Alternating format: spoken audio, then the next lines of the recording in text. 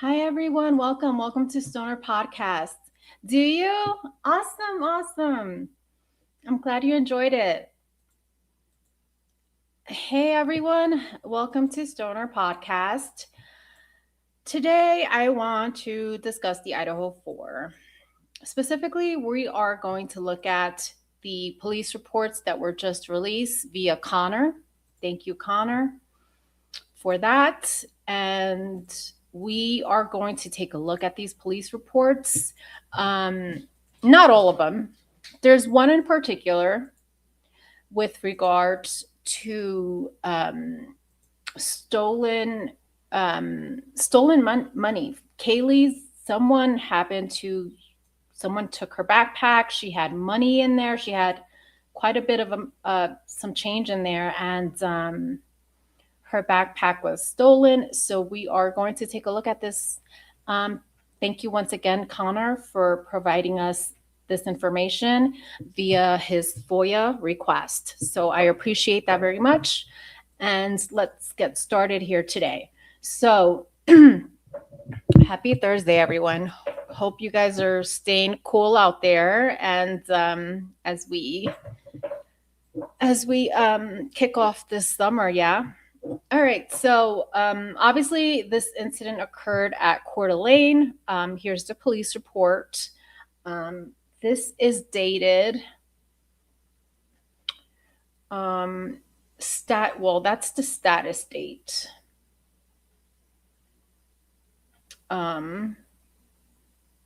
Report taken August 4th, 2020. Okay. So this report was taken August 4th, 2020. Alrighty.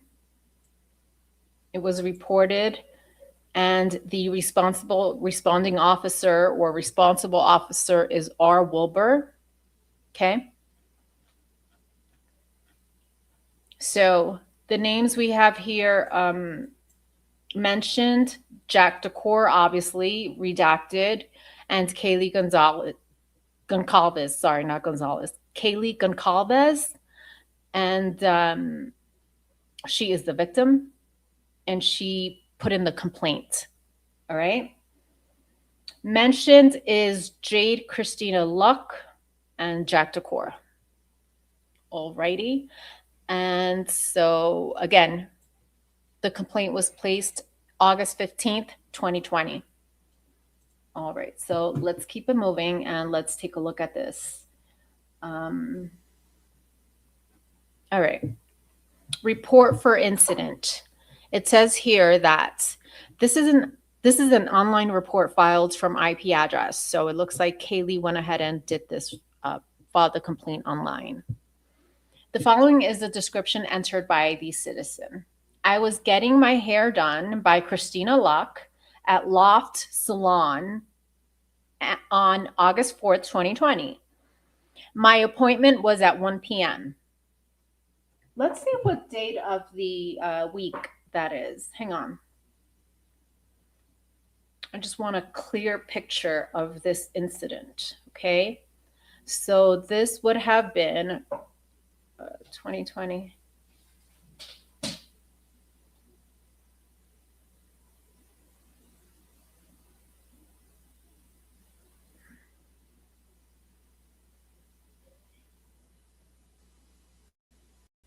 '18, 19. Okay, 2020, August 4th. That was a Tuesday. August 4th of 2020 was a Tuesday. This was during COVID, wasn't it? During COVID? Ay, coño. Fuck, that hurt. Damn. Fuck me. Okay. So this says here, I was getting my hair done on this day, on Tuesday. My appointment was at 1 p.m. I arrived at my appointment with a gray backpack that had $1,200 in it. This is the tip money I made over the summer at my job as a barista. Upon returning to college, Wow, that's a big tip, right? $1,200 tip. Wow.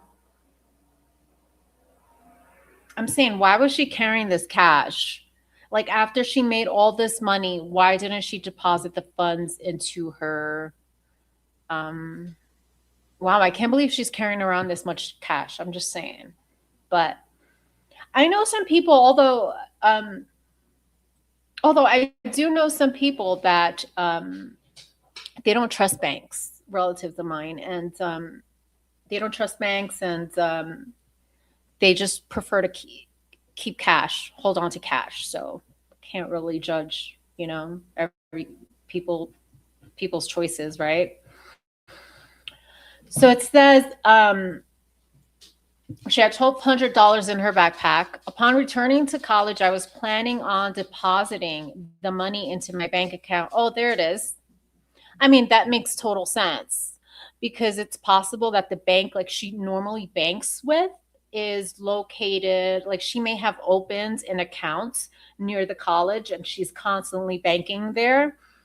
So it would make sense. Now she's back home. She's at Coeur d'Alene, right? This is where her family resides.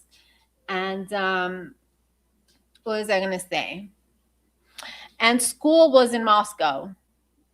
That's where she went to college. So it would totally make sense to me, this statement: upon returning to college, I was planning on depositing the money into my bank account. After my appointment was over, I paid with my card and accidentally forgot my backpack at the salon. See, I mean, she's still using her card for things, um, you know, and she paid with her card and she accidentally forgot her backpack at the salon. Damn. I did not realize right away I forgot my backpack. She didn't realize it right away. Interesting. Wow. I wonder if this one of those things, like perhaps she had a purse and a backpack. You know what I mean? Like, because if she paid with her card, she may have placed her card in her wallet in her purse and also had a backpack on her. I mean, that's possible too. So she forgot her backpack at the salon. I went out to a friend's lake cabin. And once I was there, I realized my backpack was not in my vehicle. Oh shit. Okay. So it looks like immediately after she was headed somewhere. She was headed to her friend's lake cabin, and boom, she got there. She checked her car and didn't find her backpack in there. I quickly contacted the owner of the salon, Christina Luck, who was the woman who did my hair. I asked if I had left my backpack there and got no reply. I quickly called my boyfriend, who was Jack Decor at the time, who lives close to the salon, and asked him if he could. Jack Decor is obviously also from Coeur d'Alene, okay? It's interesting how his last name of Decor and Coeur d'Alene, Decor, Coeur d'Alene. I don't know. I wonder if his family. I wonder if his family are like very early settlers there, if that makes sense. Anyway, I went out to the friend's cabin. She called this Christina Luck. She couldn't find her backpack. I quickly called my boyfriend, who lives close to the salon, and asked him if he could go look at the salon because I was 45 minutes out of town at this point because she was over at the lake. So she calls Jack, "Hey, go check to see if I, left my backpack by accident." He went to the salon and sure enough, my backpack was there. I came back into town and took my backpack from my boyfriend. She went back into town. I wonder if it was the same day. It doesn't specify if she went back the same day, but anyway. Then she says, I checked my backpack to see if my cash was still in there. And it was. But the zipper inside my backpack, that had the cash in it was opened.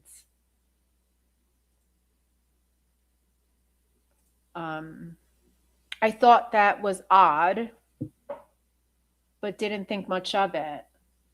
So this girl already knows. Like, she is totally, I'm with you, Kaylee. I'm with you, Kaylee. She knows how she leaves things and notices. I mean, she was a true crime junkie, Kaylee, you know? So she notices any inconsistencies. She immediately noticed how it was opened, but didn't think much of it, right? And then she says,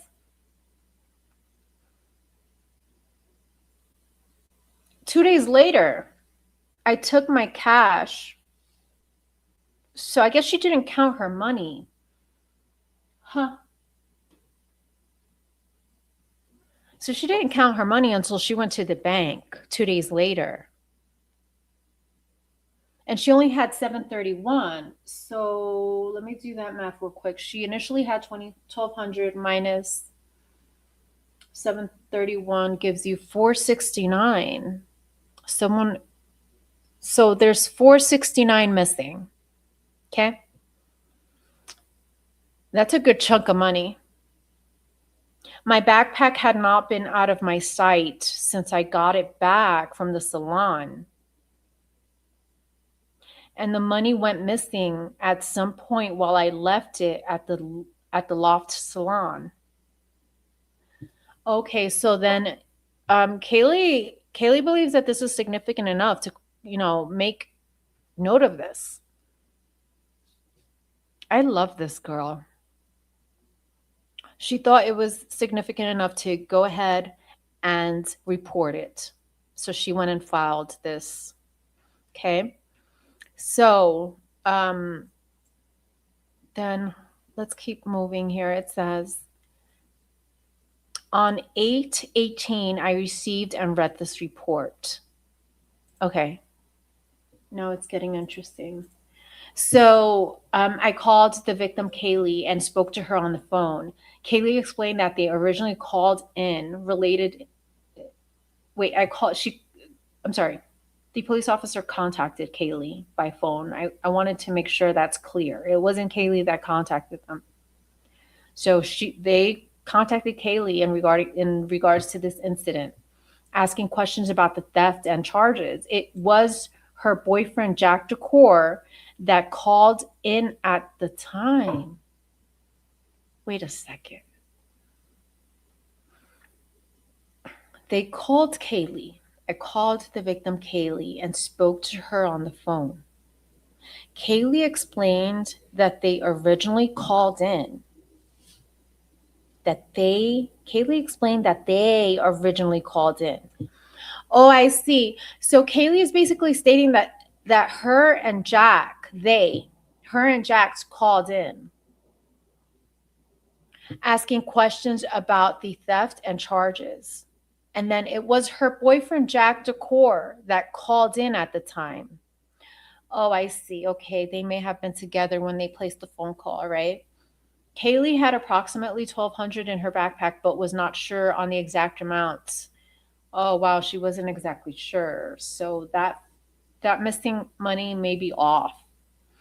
Since the original citizen assist, they attempted themselves to resolve this issue by speaking with everyone present at the time at the hair salon. What the hell? I mean, this must be a very small town that you know who is all that was there to be able to contact them, right? Because that's weird. Huh. They attempted to resolve this themselves by speaking with everyone present. Then Kaylee said that while she was getting her hair done, the hairdresser, Christina Luck, and two assistants were present. She identified the two assistants as Redacted and Hattie. Kaylee has since spoken with all three people, Christina, Redacted, and Hattie, and all have denied knowing anything about her missing money. Since she has spoken to all three and they all denied knowing anything, she wished to file a report and pursue criminal charges. Kaylee isn't messing around.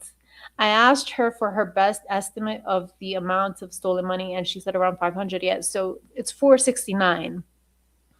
If you go off the 1200, it's 469. So 500 is plausible. I called Christina Luck and left a voicemail. Right. So now they're interviewing the salon owner. I spoke to Christina Luck on the phone. She confirmed that Kaylee had a hair appointment with her on this day and left her backpack, which her boyfriend later retrieved. Then when Kaylee's boyfriends retrieved the backpack, it did not appear. Oh shit.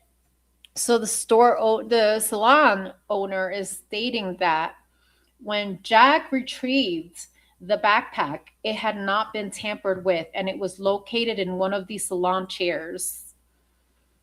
So the salon owner is like, hey, that backpack was in that chair the whole entire time and it was not tampered with. Now, I wonder if she has cameras, right? Let's see. She said Kaylee had a secondary appointment on the 6th, and she spoke about feeling relieved to have gotten her backpack back, but she had not mentioned anything about the missing money then. I mean, I can understand that because, it could be a very uncomfortable conversation to have because, in a sense, you're implying that,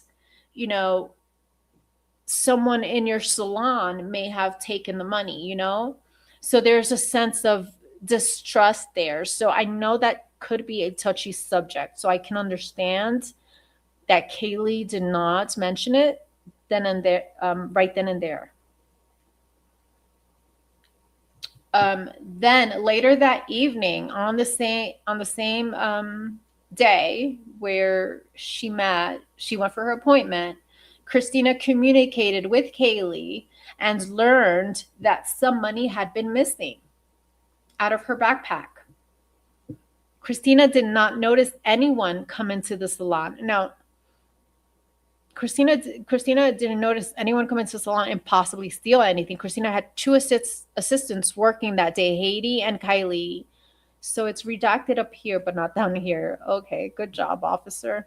Anyway, so she checked with her assistants. Her assistants are saying no, they didn't notice anyone coming in or anything. All right, so now they interview this Kylie assistant, right? I spoke to Kylie on the phone again. She confirmed that she realized the money was missing from her backpack that evening after her second appointment. She said her boyfriend, Jack Coeur, picked up her backpack from the salon and it was in a chair when he picked it up. The employees told Jack that they didn't even see it there. Like when he went to pick it up, basically the employees were like, what? I didn't even notice it was there, I can see that happening. I can see that happening too. Kaylee does not remember placing it in a chair though. Huh? Oh boy. And last remembered putting it on the floor at her feet. Well, that could mean anything. That could mean anything. Have you ever been to a salon? I don't go anymore. I do my own hair sometimes. I do my own nails and everything. Time is precious. Time is precious. I refuse to waste my time at a salon when I can do the shit myself. So, where was I going with this? I mean, if you ever been to a salon, they clean up, they sweep, constantly because they're cutting hair all the time. So the fact that Kaylee remembers it being on the floor doesn't really mean anything because it's very possible that one of the workers or assistants picked it up and put it on the chair. So after Jack picked up the backpack and she had it back, it had been about 20 minutes. Oh, wow. That was quick. Kaylee remembered counting the money that was in her backpack the evening before her first appointment and had direct possession of it until she went to the salon. Wait. Hold on. Kaylee remembered counting the money that was in her backpack the evening of August 3rd.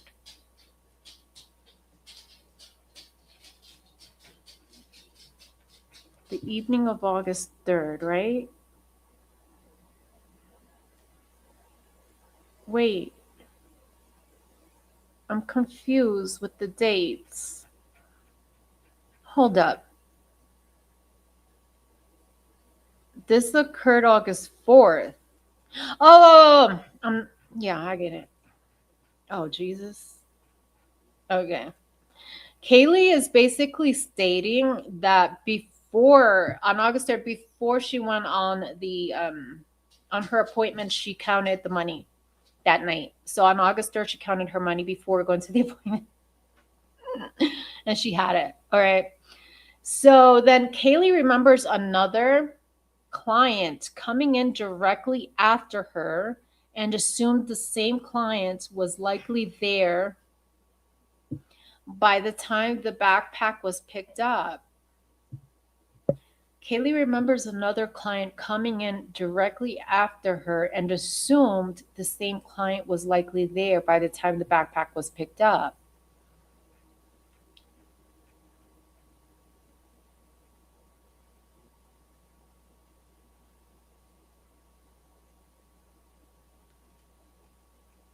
Okay, then they spoke to Jack Coeur, right? Oh Jesus, this is getting too much. I spoke to Jack Coeur on the phone. Jack said he went to pick up the backpack at the salon and saw two girls in the back and no one in the front.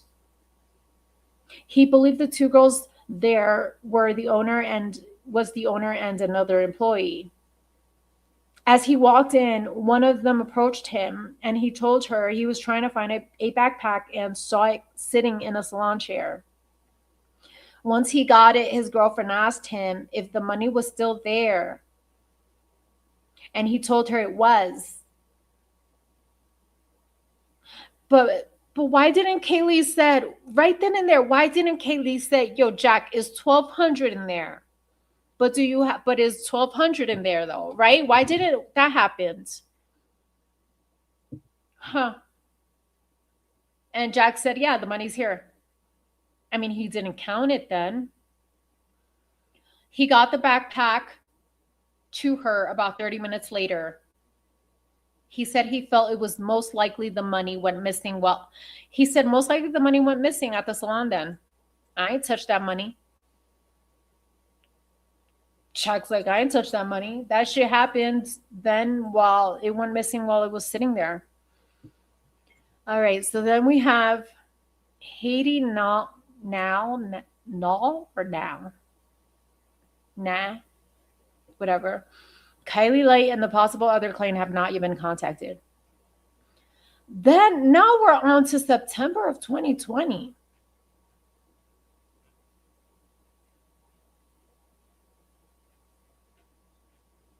A whole month has gone and they're still investigating this, right? I left a voicemail for Christina Luck requesting contact numbers for the other two employees who were working at the time the backpack was left at the salon. I listened to a voicemail I received from Haiti Now, providing her phone number along with Kylie's. On 9/17, I called Haiti Now and spoke to her on the phone. She was extremely professional and cooperative. She said she remembered the client with the backpack, but did not know the backpack had been left in the business until the client showed up and came back to pick it up. She said she found the backpack in one of the chairs. She said he found the backpack in one of the chairs and believed it to be the third chair close to a little bar area. Ooh, nice little bar nice bar area while you get your hair done. A blowout and a cocktail. So,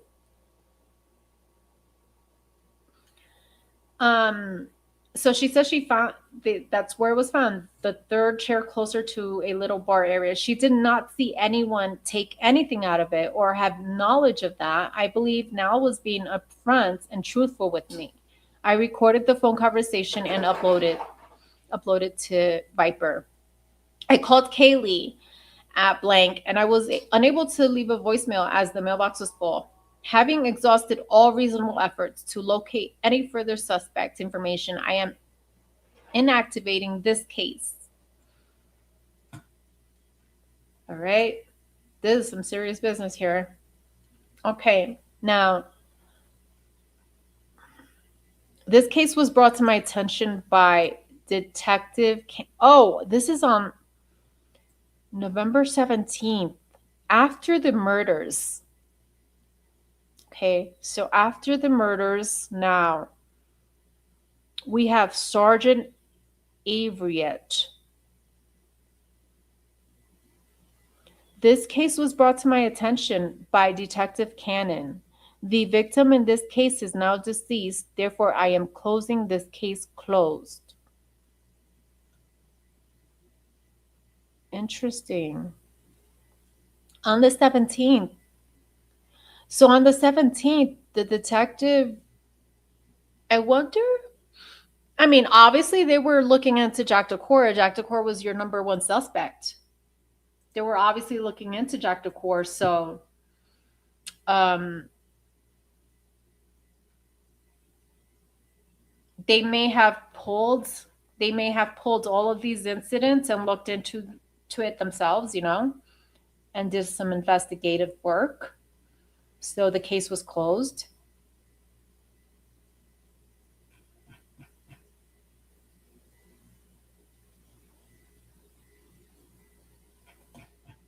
All right there. Thank you, Connor. Thank you, Connor. Let me know what you guys think about this. In the meantime, here's what I'm going to do. I'm going to go here. We are going to listen to this. Here's Connor's channel.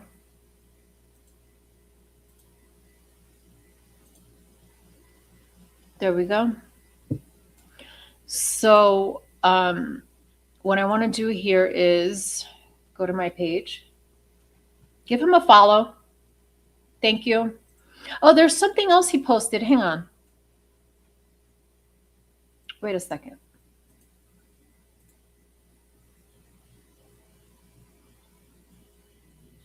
Yeah, let me share this. Can you guys see this here? All right. There we go.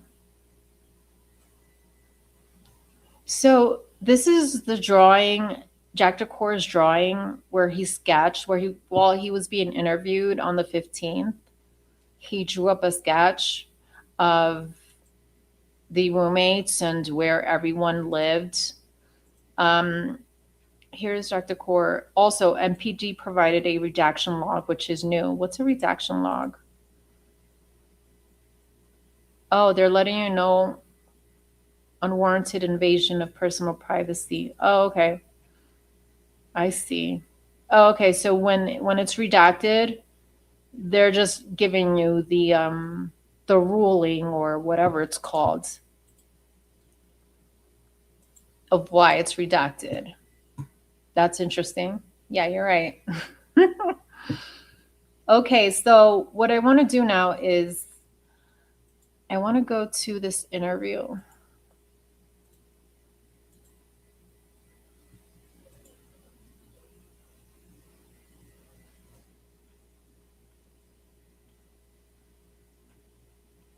Hit that like button if you're in here. I see there was like at least 10 people in here. Hit the like. Don't be shy. Or hit the unlike. It's fine. It's okay. It's still engagement, right? Here, I want to go to my playlist. Let's go to the playlists, and we have one for Idaho 4.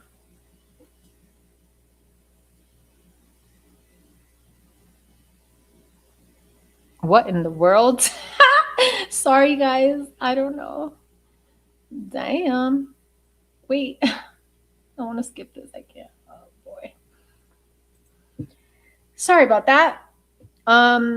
we are going to take a look at Jack DeCour's interview again. It's been so long. It's been so long, and I missed you.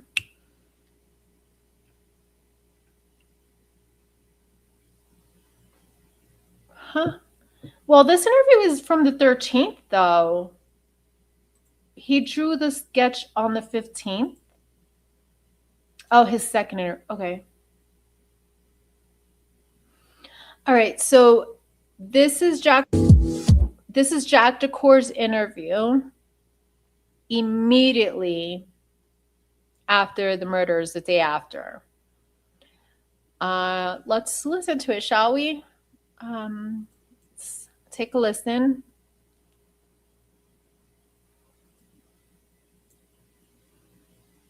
Via Zav Girl, by the way. Shout out to Zav Girl. I love her. She's a great she's an amazing creator. Like, she digs. Zav Girl, like, she will dig. She does a lot. Like, she's super talented. Give her a follow. All right. So, appreciate that. I know it's a weird thing to give up your phone to somebody, but I appreciate you helping us out. All right. Before we get into kind of timeline for last night and stuff, what you have? I'm assuming you have social media. Yeah. What accounts do you have? Senor, so I'm so glad you're here because, like, your brain is like, I love your brain. So, Senor, I don't know if you took a look, but Connor posted the sketch Jack DeCour drew, and it's dated November 15th. So are we missing an interview? Because this interview is dated November 13th. Okay. So we got your address. So starting yesterday, midday, wherever you want to start. Did you go to the football game? No, I was working. You're working. Okay, what are you working?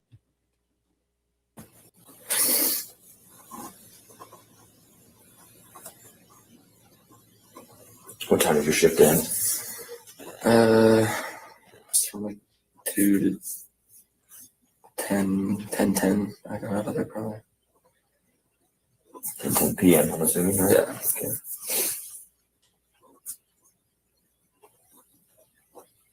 And then what did you do after you got off shift? I went home. I dropped off some food at my friend who's working at the corner club, and then I went home and met up with my friends, and then we went to the corner club as a group.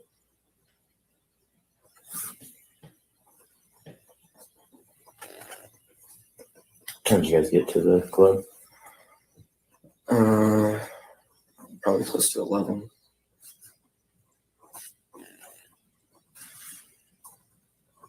Okay. What? Anything kind of talking through the rest of your evening there? You guys just hang out, or? Yeah, we hung out there, and then I actually did run into Kaylee at the corner club. Say hi to her, talk to her for probably a minute or so. And then eventually, I don't know if she left before or after me, but I left. I came back home, pretty much just went to bed, and then I woke up and I saw a bunch of commotion down the street. And I walked out there just to see what was going on, and I kind of heard some things. But I later looked on my phone and found like 6 missed calls from Kaylee and 3 from Maddie as well.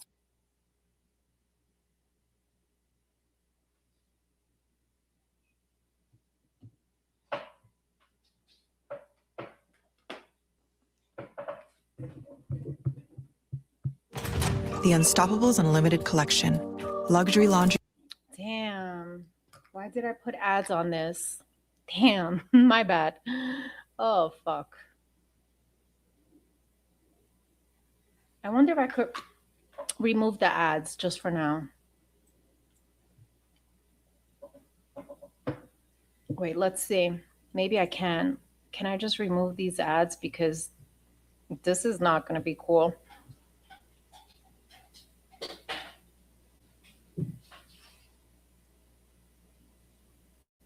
Um,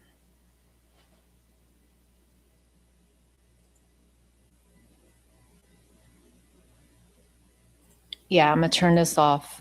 Done. Save. Okay, yeah, we got to shut these ads off for now because I'm not doing this. Oh my God, I'm starving.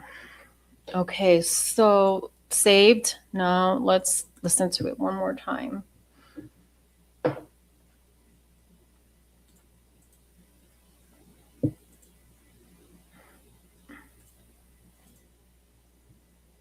Yeah, let me pull it up. Hang on, because I love your brain. I love your brain, senor. I need to pull it up 1 second.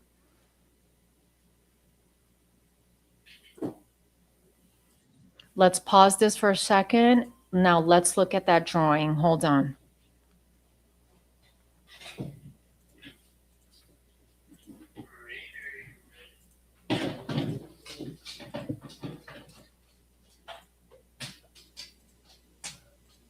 Here we go.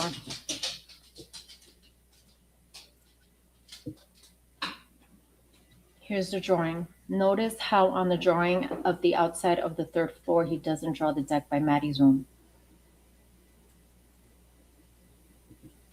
Wait, which, okay, now we gotta pull up the, I didn't know Maddie had a deck. What in the world? I didn't know Maddie had a deck. Now we gotta pull the photos. Okay, so this is the drawing, right? That Jack D drew November 15th. So he was interviewed a second time. I don't remember. I don't remember. Because why is this dated November 15th? Because again, he was interviewed on the 13th. So why is this dated the 15th? I'm confused. Right? So Bethany and the spare room. So when you walk in, here's the door. You walk in, spare room. What the hell is this? The boiler room? Or is this the Team Idaho? Is this Team Idaho or the boiler room? Like, what is happening here? Then he says, this is Bethany's room. Okay. When you go up the stairs, boom, boom, boom, boom, then you have Xana's room to your right. I'm assuming restroom. Xana's bathroom here. Living room. Dylan. That kid closet, that big old, closet in the kitchen area. And did this mean the sliding door? I don't know what the fuck that is. Slider door, right? Okay, cool.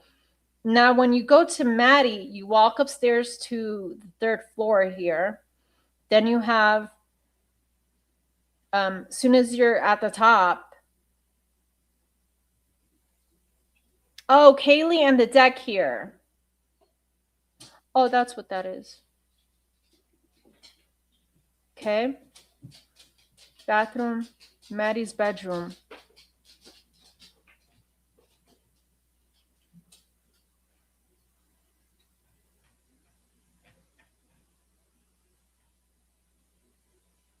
Maddie has a deck.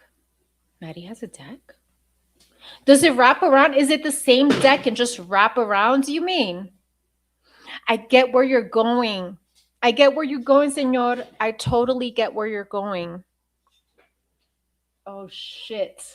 Omission. The window that Maddie's pink boots were in opens to the 3rd floor deck, the same deck as Kaylee's. Hanky Panky Mom. Hey, what's up? The drawing is of all the bedrooms inside the house. I didn't know either, honestly. Let's pull up the crime scene photos then. Hold on 1 second. Let's take a look at Maddie's room again. I know where you're going with, senor, because why omit that? Why omit that fact, right? So let's do this. Let me go into the crime scene batch. I think it's batch 4, maybe. We were looking at this yesterday or the other day. Let me share my screen.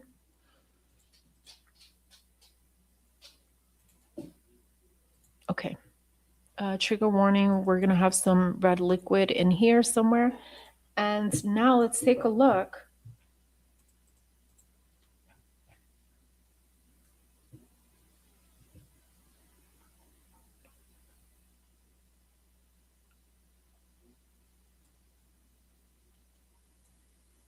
I feel like I need to go over the forensics again.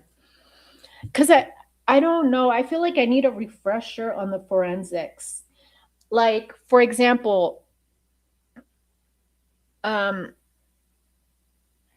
the blood, what did this match? Like, whose DNA matched on the ping pong table? Like, I totally forgot about that part of it. I need a refresher on that. Then all the way up here, god damn. Okay, so we're going to Maddie's bedroom.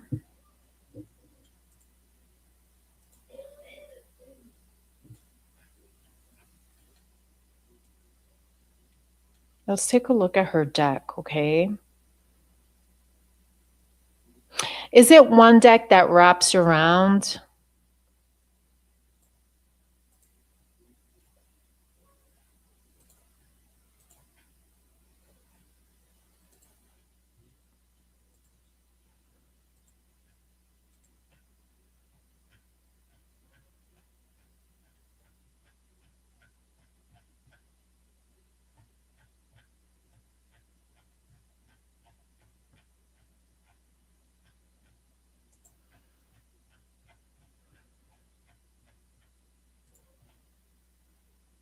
See that?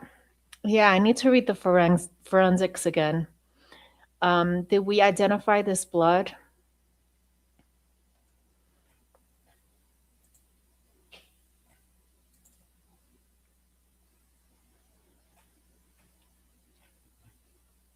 Okay, let's keep going up to Maddie's bedroom.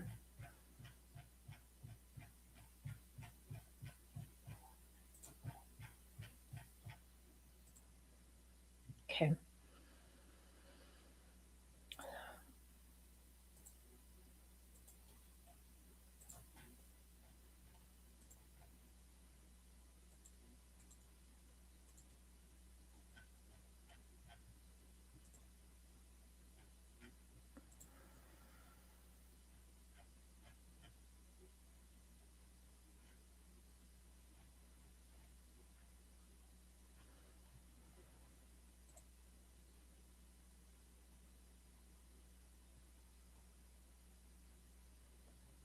Sorry, guys, bear with me.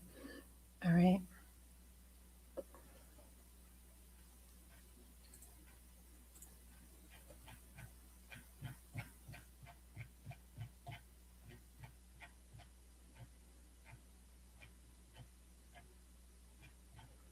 This is all Dylan's room.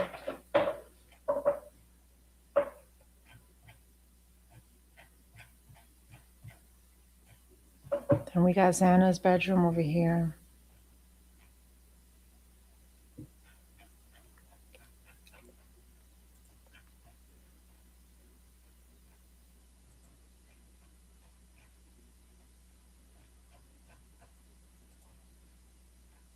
Okay. This is Kaylee's bedroom. Why is that covered? I don't understand why this is covered. Why is this covered?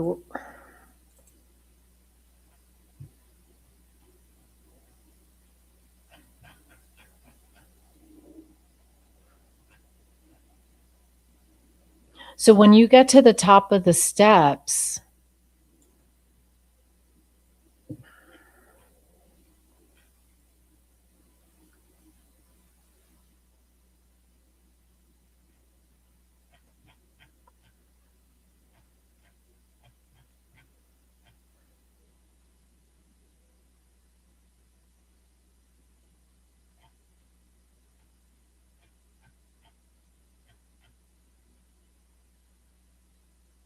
why didn't they open it for the pictures? Like, that's so odd. All right, here we go. So when you get to the top, oh, this is the bathroom, the view from the bathroom. So when you get to the top of the steps, see, I think Jack DeCour's drawing is off. What's up, Skulls? Oh my God, you're so cute. Thank you, Scully. Oh my God, you're so adorable. Thank you. I appreciate it. Yes, baby. Yes.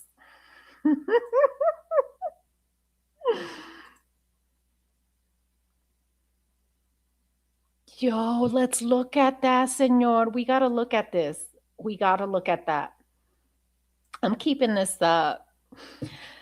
When you go to the top of the steps, the window right in front of you is the front window. Agreed. Agreed. This, you would be right here. Right here. You see where my cursor is? That's the top of the steps. Am I correct? Am I correct? And that's the window. Yes? So Jack DeCour's drawing, he's showing the bathroom on the left. If you look at Jack DeCour's drawing, the bathroom is when you're up, the bathroom's on the left. Does that make sense? No. Check this out. You see this? Here, thank you. Thank you. Top of the steps. Kaylee's bedroom to the left, right? Bathroom to the right.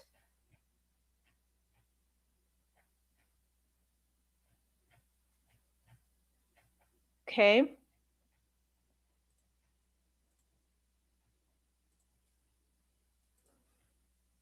Right? And here's Maddie's. So Maddie's is right next to the bathroom. So here, the steps are down here, right? So, okay, I see. I see. Maddie's bedroom looks out into the bathroom. I mean, Kaylee's bedroom looks out into the bathroom. Okay? And if you're in the bathroom in Kaylee's bathroom, Kaylee and Maddie's bathroom, you can see Kaylee's bedroom. They're adjacent. Is that how you say adjacent to one another? Now,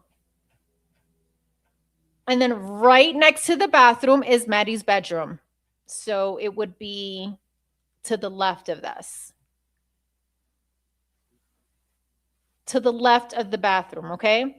Now, that is not how Jack DeCour drew up that's not how Jack DeCour drew it up. I can show you again. Watch. That's not how he drew it, baby.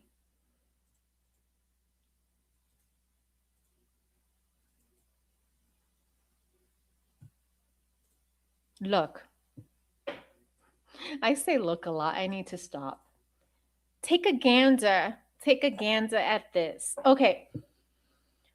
So look how he drew this.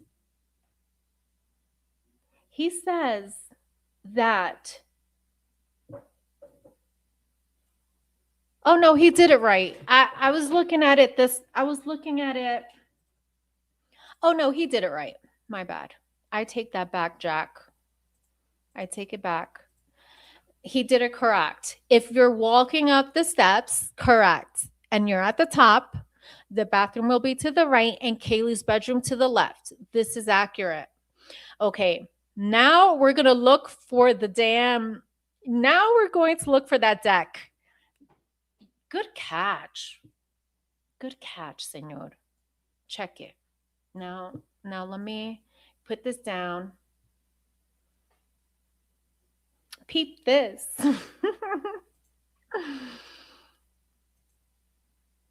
Yep. Now let's share the photos again because let's look at this damn deck. Hold on. So now.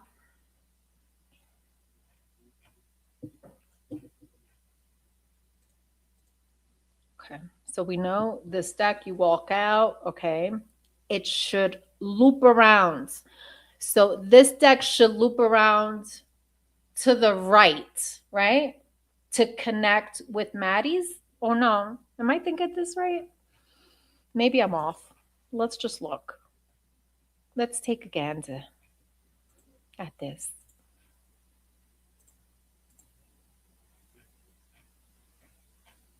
We need outside photos. Let's get there.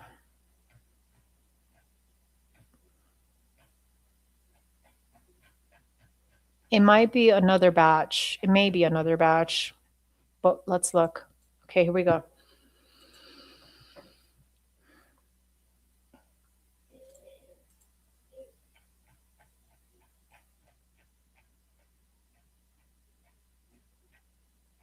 Okay.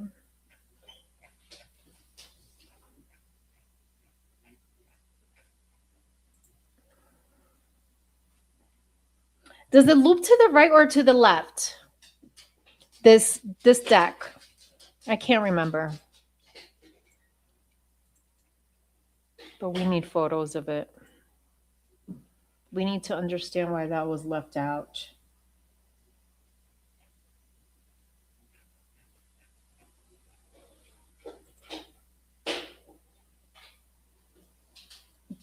It looks like this loops to the left though. Are you sure about the deck? Are we sure about that deck? Okay.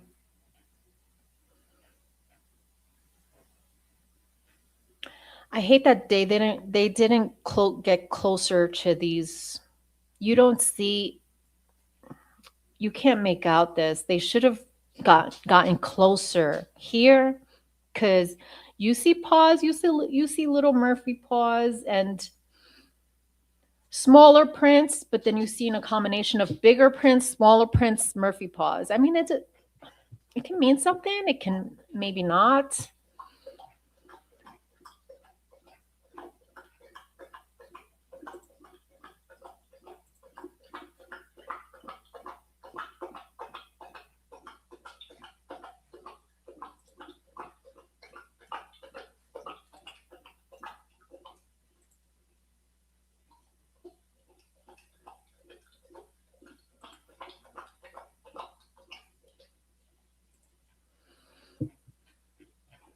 May have to go into another batch if I don't see it here. Oh my God, this bedroom. Oh, man.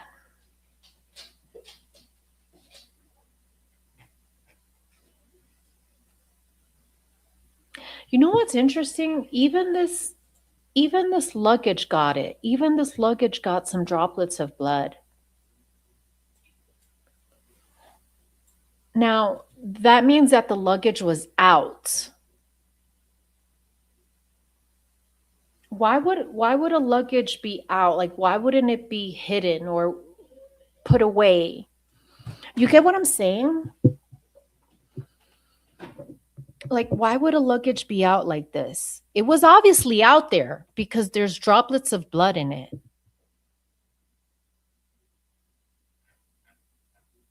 Did they just get back from somewhere, maybe? I don't know. It's interesting to me.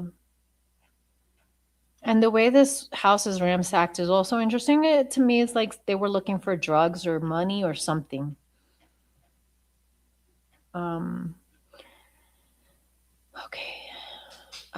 Yeah. And I feel like it's so dark here. You see how these photos, they're so dark. The quality, especially not the girls' room upstairs. The third floor is fine. You see everything very clear. The photos from the third floor, you see everything clear, clear, clear. But when you get down to this floor, you see the resolution on these photos. They're so grainy.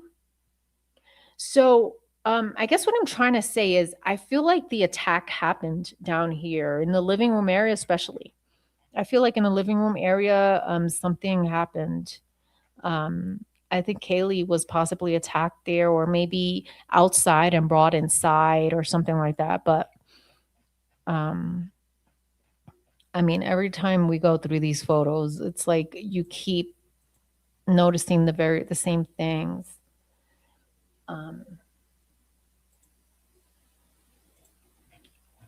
Anyway, if it's not this batch, I'll go to another batch then. But we need to see that deck now because Senor brought up a good point, and that's interesting. Interesting.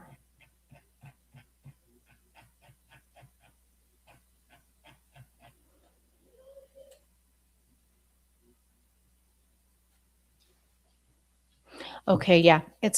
Oh, now that I'm here, let me see. Oh shit, it's not purple. Oh, it's like a gray. It's not purple, it's a gray. See, there's another luggage back here thrown out over here. You see that? How many luggages do these people have? It's a red luggage back there. How many luggages do these kids have? Do they like go do they travel constantly that the luggages are out?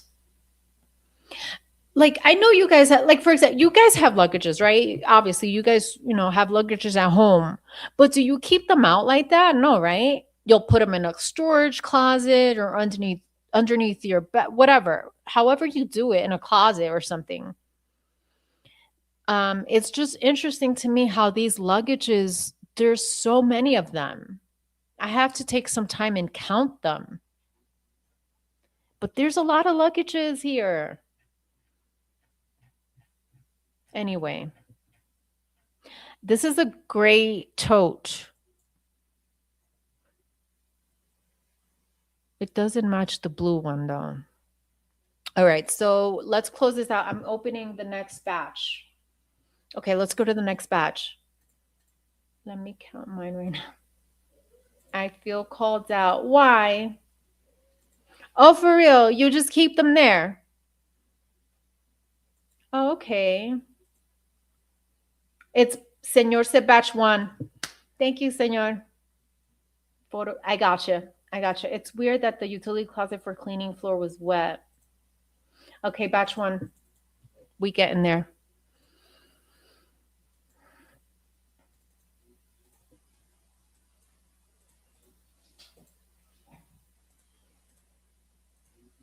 Okay.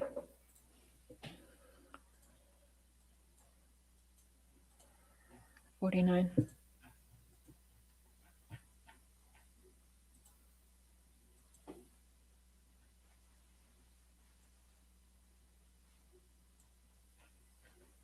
Okay.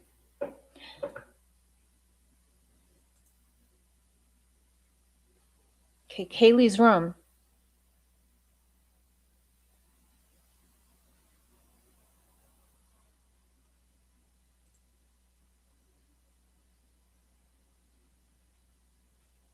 Wait.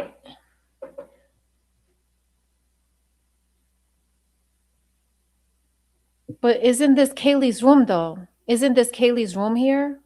What do you mean it wraps around? Oh no, Kaylee's room is up here, dude. Oh, I see. Kaylee's room is over here.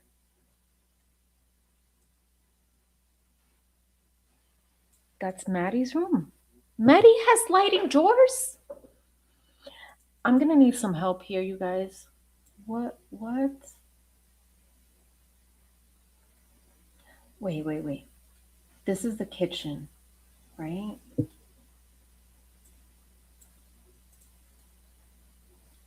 Kaylee's room is right above the kitchen. Is that correct?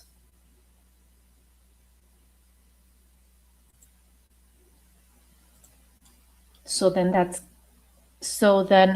this is Kaylee's door. This is Kaylee's sliding door.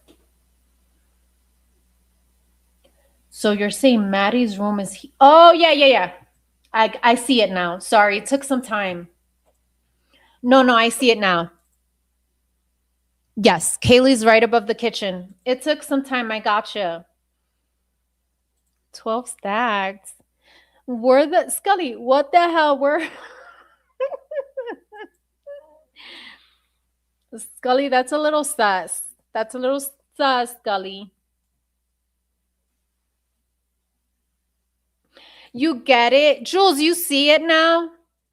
I totally see it now. This is Kaylee, and Maddie's bedroom would be up here. That is correct. Why didn't I ever it didn't I don't know, what was I thinking? Why was I thinking that this only wrapped Kaylee's bedroom? Damn.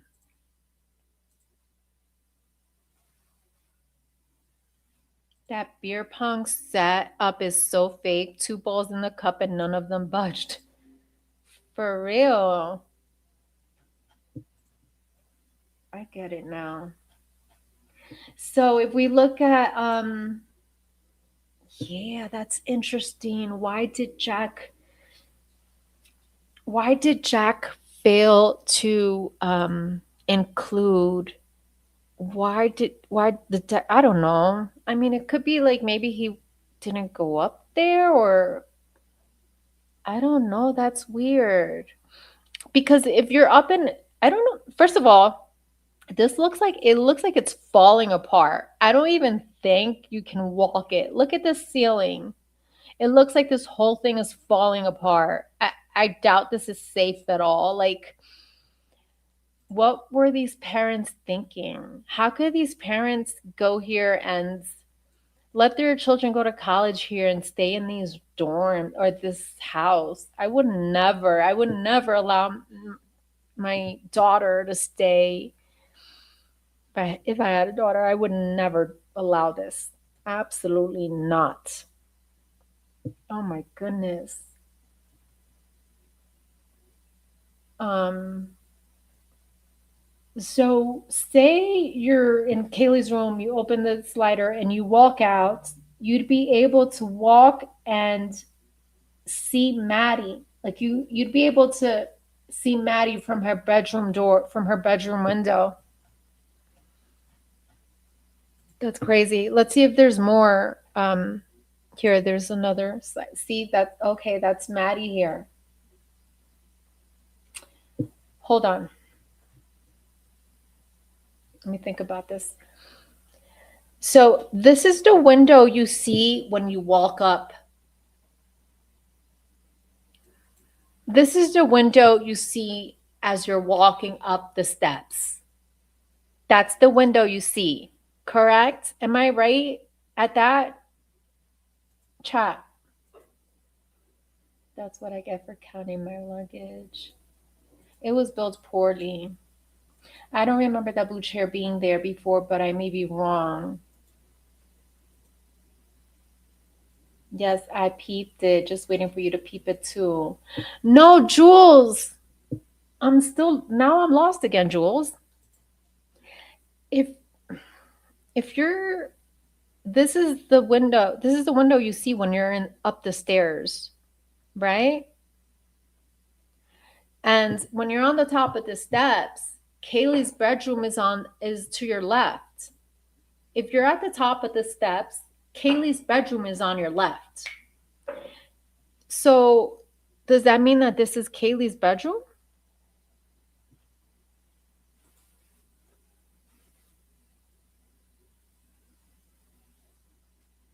Because Maddie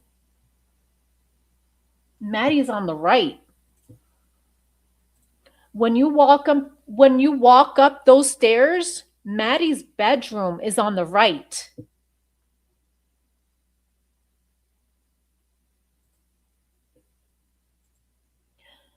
Okay.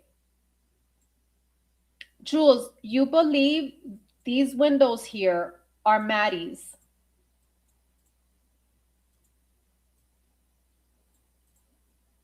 This is Maddie's?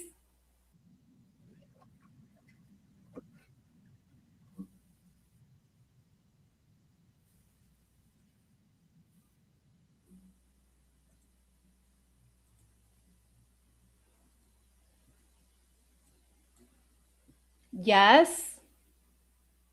If that's Maddie's, then he drew it in. If that's Maddie, okay. All right, you think that's Maddie's? Yeah? Okay, cool. Now let's go to the other batch because it's not making sense to me still, and I need to see it. And I'm sorry that you guys see it and I don't yet. Let me go to batch 4. Okay.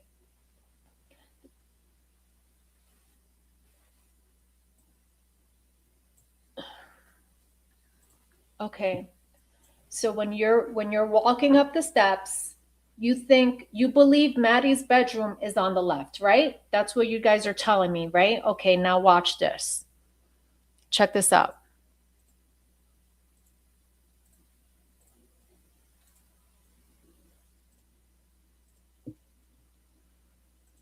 Because if you go here, check it. Let's go back. When we saw that view of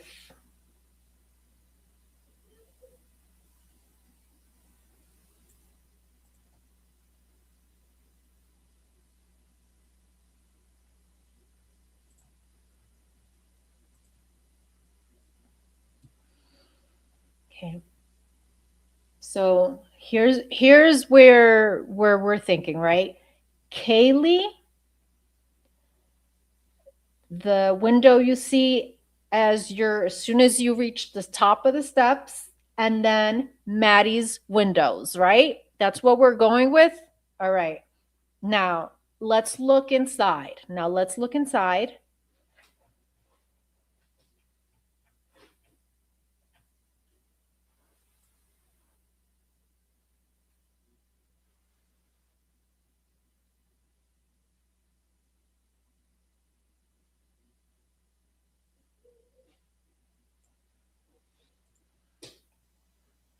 Okay.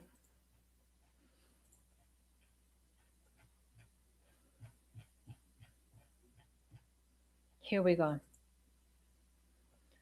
Okay, so you're walking up the steps.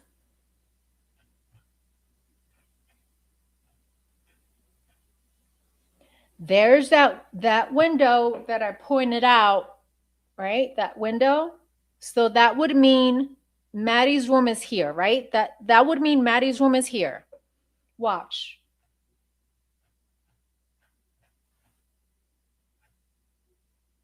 No, it's Kaylee's room. What are you guys talking about? It's Kaylee's room on the left. What are you guys talking about? I'm lost.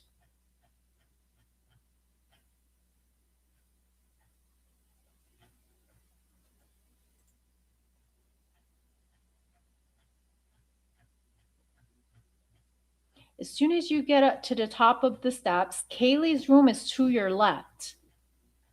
Not Maddie. It's not Maddie's room. Am I looking at this incorrectly? I mean, I could be.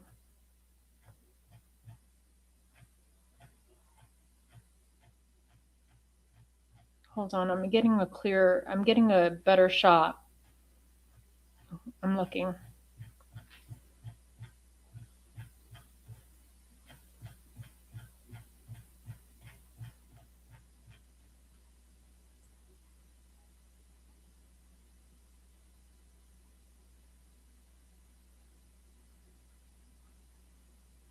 Shit, how the hell are we gonna solve this murder? We don't even know where the rooms are located. How are we gonna solve this murder? We don't even know where the rooms are located. Let's start right there. Hang on.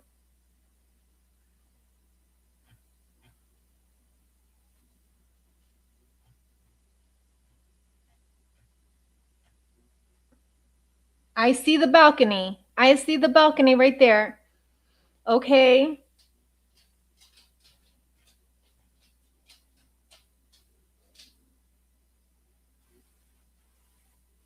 Okay.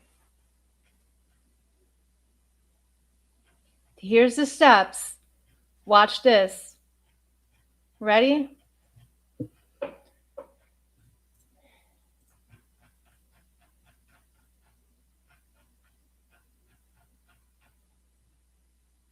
Totally, right? I get it. Yeah. Okay, now watch.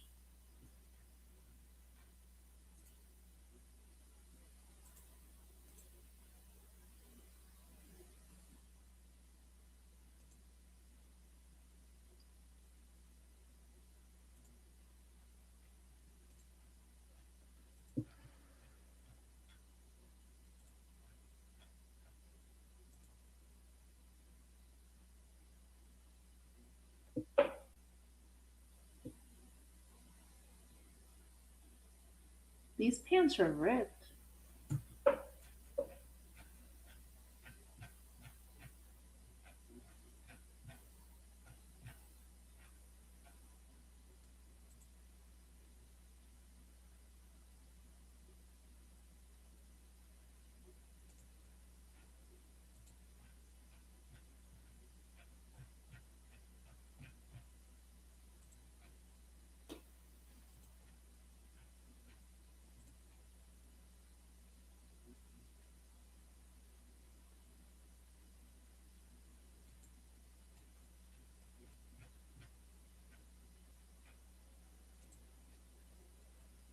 Should I do the body cam instead? Should I do the body cam instead, guys? What do you guys think? What am I missing here? In my opinion, when you walk up to the third floor, Maddie's room, sorry, Kaylee's room is on the left, not Maddie's room. But you guys are saying that Maddie's room is on the left. And I'm trying to understand how Maddie's room is on the left. God.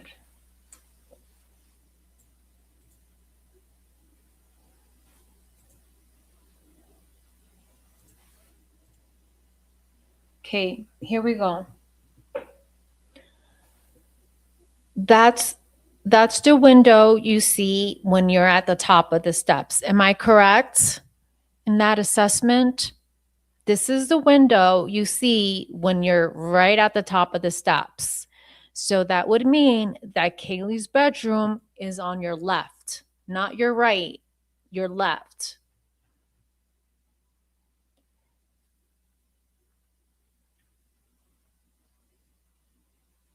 Maddie, bathroom, and Kaylee's bedroom is adjacent to the bathroom. This is the window you see when you're at the top of the steps. Kaylee's bedroom is to the left. Are you guys seeing this? Like, am I not getting it? You're not accounting for the stair reverse. What do you mean, stair reverse? What does that mean? Emailed you. Okay, Scully, I'll check my email. I'm not accounting for the stairs being in reverse.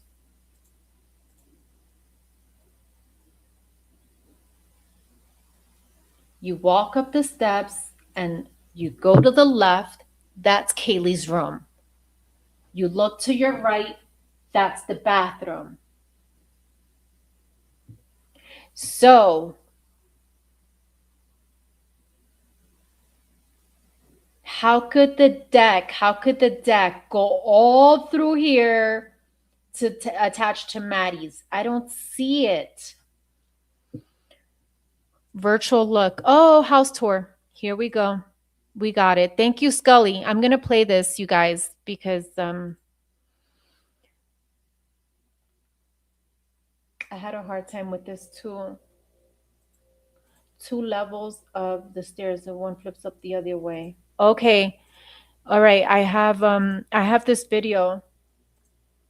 Thank you, Senor, for trying to explain it. I guess it's, like I'm one of those visual learners. Like I got to see it to understand it. I'm going to play this video. It's a tour.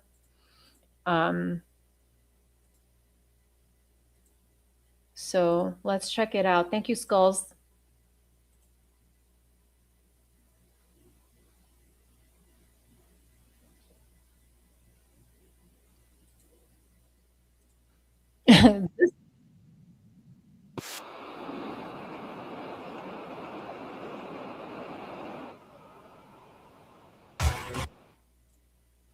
This episode took a turn. This episode took a turn. I wasn't expecting this, but I like that. I like that it's not, planned. This is exactly these are questions that we should know, that I should know.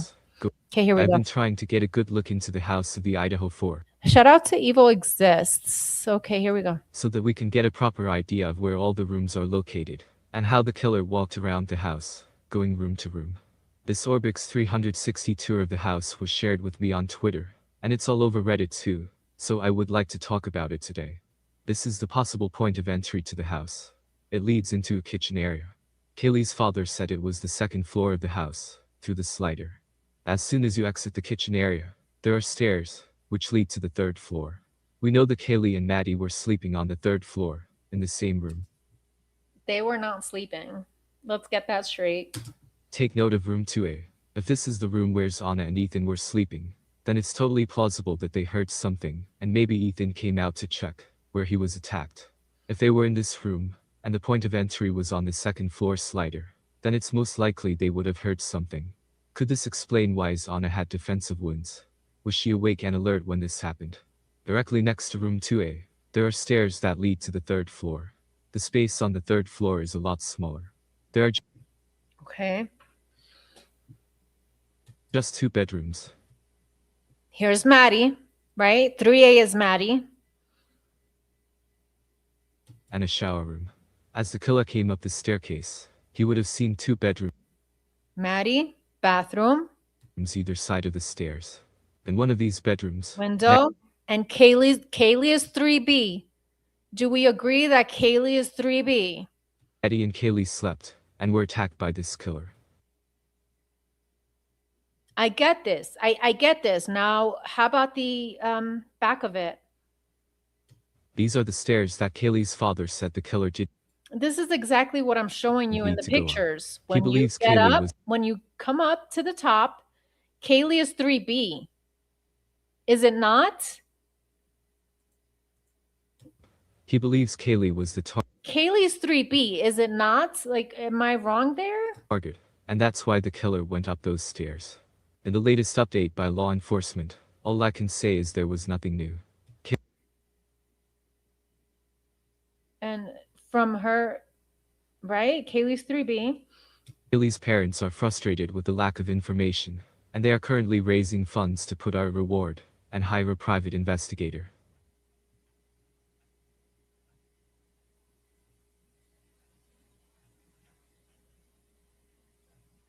See, even this photo of Kaylee with Murphy, let me go back here. I'm trying to compare those this. stairs. I'm trying to In the late- compare this with the crime scene photo of her bedroom. And let me see this setup. So I see that. Wait a second. Okay. You see this here? Cool. Here's the slider doors, right? And the TV is to the left, right? What's over here? Now watch this. You see this photo with the slider door is here. Then you have like, I don't know, a big old block. Then the TV screen. Now watch this. Watch. Because if you look at the crime scene photos now,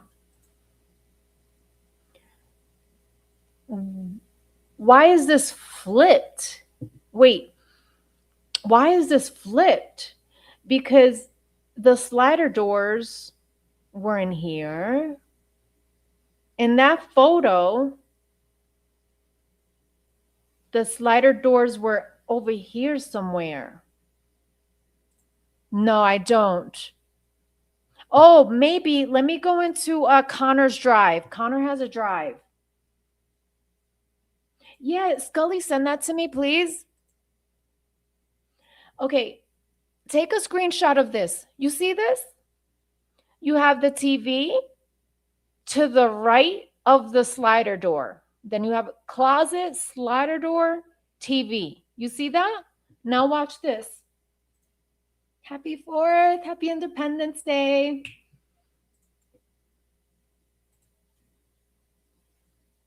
You see how the TV is to the right, the desk and TV is to the right of the slider door?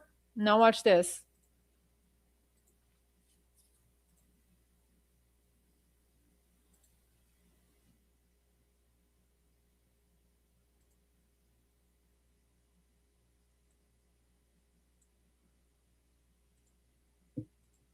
Now, why is the slider door to the right of the television and the desk in this photo? You see how it's to the right of it?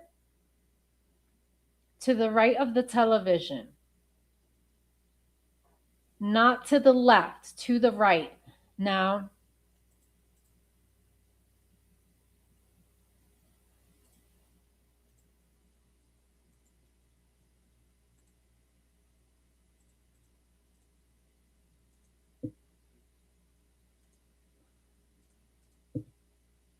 again, the slider door was to the right in that photo, and here it appears to be to the left of the television. How does that make sense?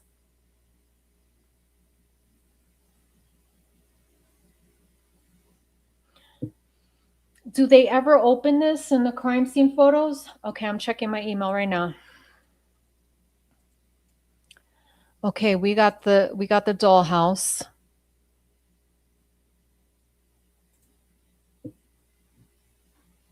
Okay, let me share my screen.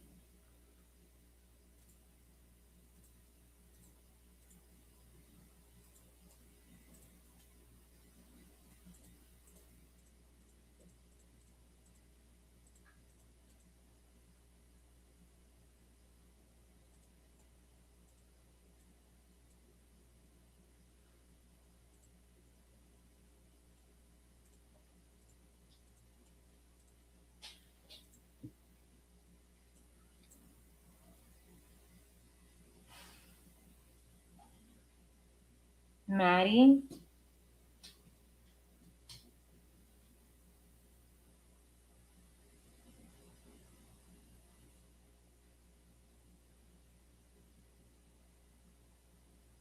Kaylee.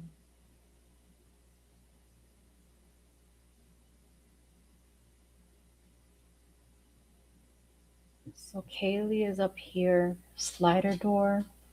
Then you walk around. Maddie. I see. But how about the inside though? So when you're down here and you walk up the steps, walk up this way.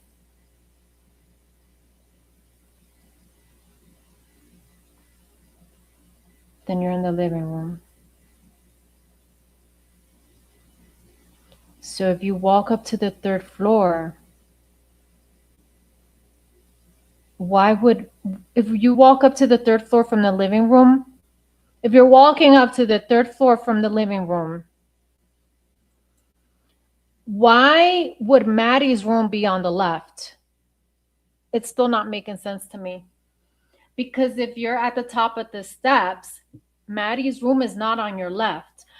Oh, because the stairs are this way? Because the stairs are this way? Oh, okay. I got it. I got it. Now I see it. Now I see it. No, no, no. I see it now. Oh, whatever. How did we get here? I see. Yeah, yeah, just as Senor was trying to tell me, thank you, Senor. He was trying to say you're not accounting for the steps being turned around. Are we sure though? Are we sure the steps are turned around when you're inside? That's such a weird. Yo, what's up? Awesome live, Kane, last night. It was fun. It's because the first floor they call basement. All right, cool.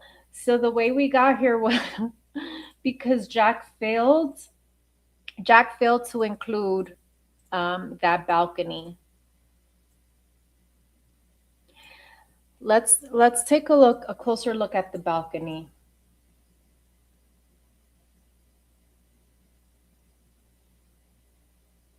Yeah, I get it now. I get it. I see. It's just the way the steps are inside of the house. I totally get it now. Sorry for have wasted your time for the past hour.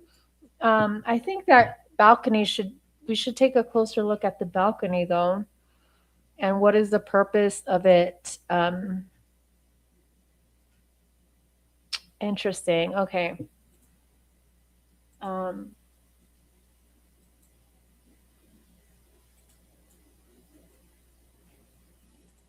I'm going to share my screen again.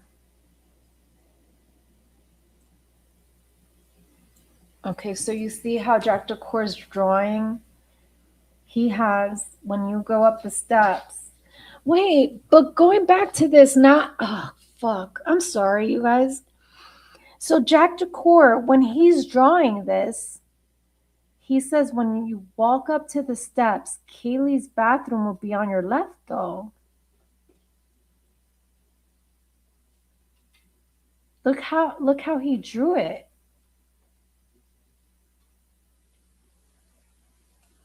He drew it as if you're at the top of the steps, Kaylee's bedroom would be on your left. You see what I'm saying? You walk up the steps, Kaylee's to the left. It's not mad. Oh. I just got, okay, never mind. Oh my God. Oh my God.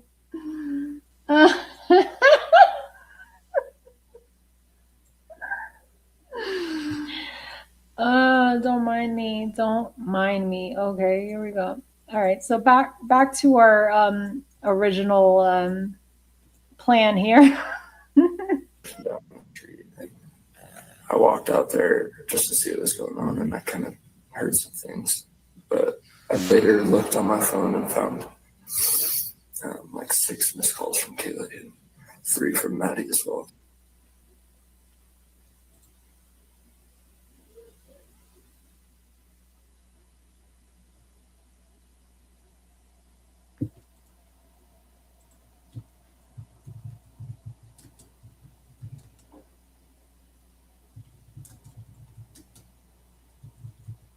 Okay, it's redacted.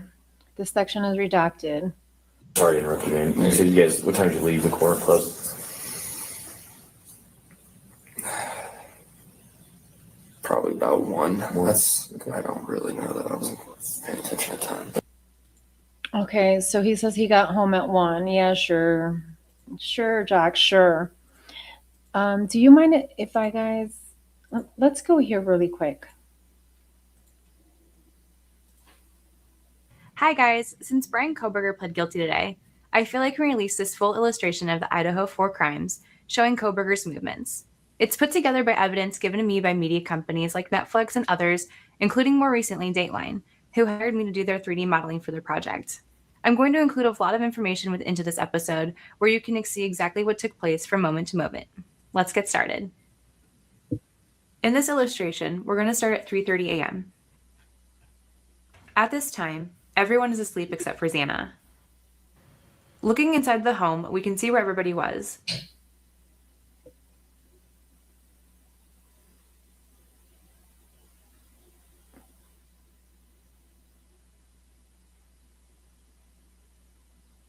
I get it now. You guys get it now? You guys get it now? Thank you. Thank you for being here. I'll be here all week.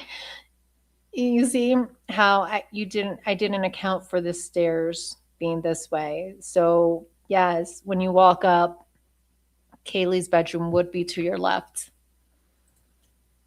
Starting at the 3rd floor, we can see where Maddie and Kaylee were sleeping. See? Yeah, this is perfect right here via Asget Industries. I'll link it in case you have any questions or concerns? Obviously, I did. Maddie was sleeping on the edge of the bed while Kaylee was sleeping near the wall. As we go out and drop down to the second floor, we can see Dylan's room directly under Maddie's room. And drop down to the second edge of the bed while Kaylee was sleeping. Yeah, I was gonna make. I'm like, did she account for the balcony? And she sure did, because it's over here. So that would mean that this balcony obviously goes all around. Yeah. I want to take a closer. Actually, I do remember seeing pictures, the crime scene photos of Maddie's side of the, we'll just say Maddie's side of the deck area.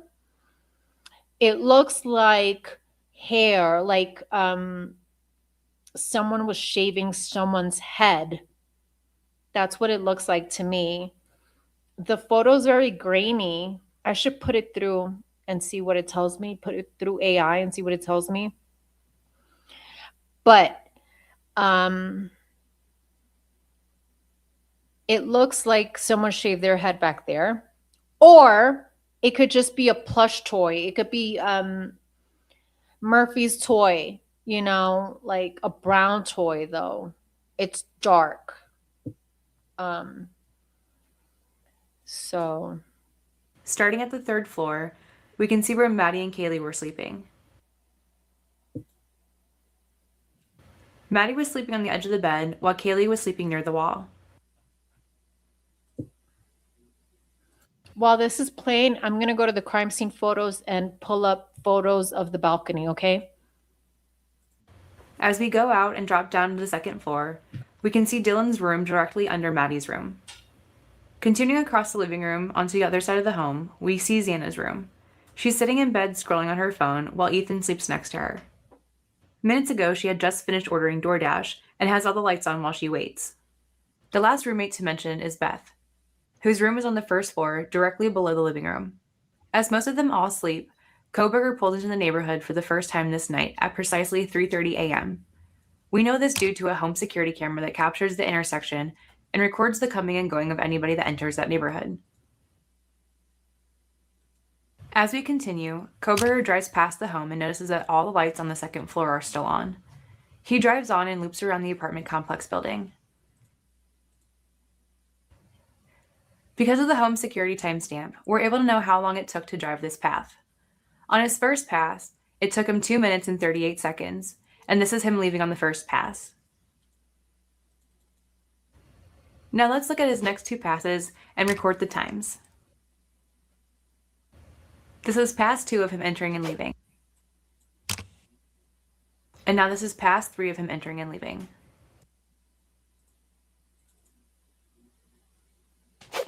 When we do the math, we can see how long he took each pass.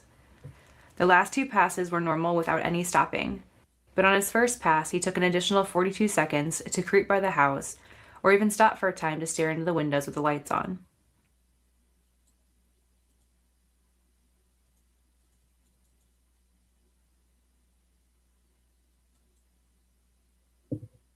Are you trying to feed your dog better but stuck between? All right, found the photos. Let's go there. I'm going to share my screen. We're going to take a look at this balcony. Thank you for being here. Here we go.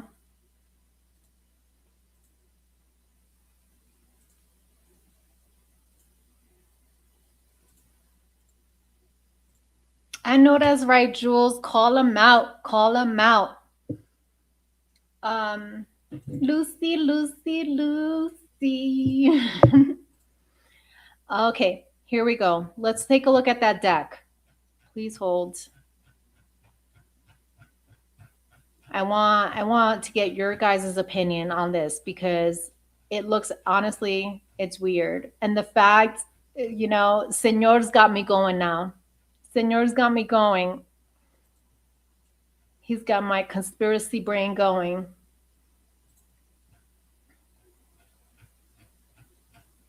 All right, now let's take a look at the balcony. This is super interesting here.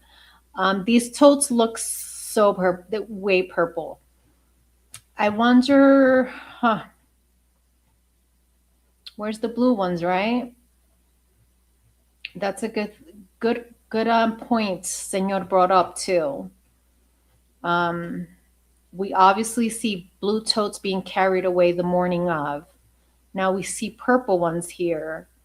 Um, I don't know. Could they have been in here? This looks like it appears that something was here for a very long time, and you can tell. You can tell because of the floor. Something was here for very long. I wonder if those blue totes were here, right? Um, Now, what I want to show here, let's go to the back.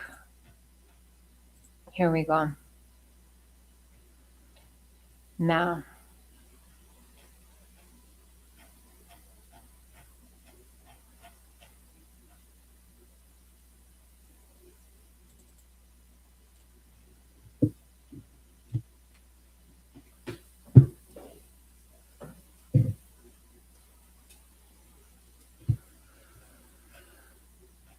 here we go. This is what I want to show. Check this out, you guys. Um, this looks like a bean bag that you sit on, right? Or maybe a dog bed. This is definitely a dog bed. Dog bed. That could be a dog bed too, or just a bean bag that you sit on. Now that we learned, this is Maddie's bedroom here. What do you guys make out of this? What do you guys think this is over here? You see that? To me, it looks like hair. It looks like someone shaved their head here somewhere. Not shaved, possibly cut. It looks like long hair. Kind of long. This looks like long hair. What are your thoughts of this? Because this is blowing my mind too. This does not look like a plush toy to me, because if it were, you'd see maybe other colors, other little things besides just hair. You know what I mean? What do you guys think that is?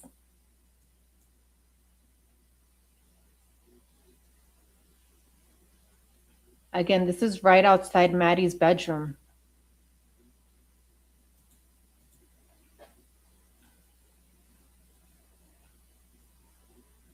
Weird, huh?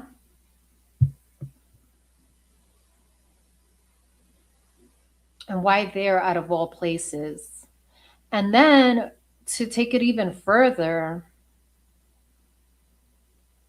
like Senor brought up, why did Jack fail to draw the rest of the deck?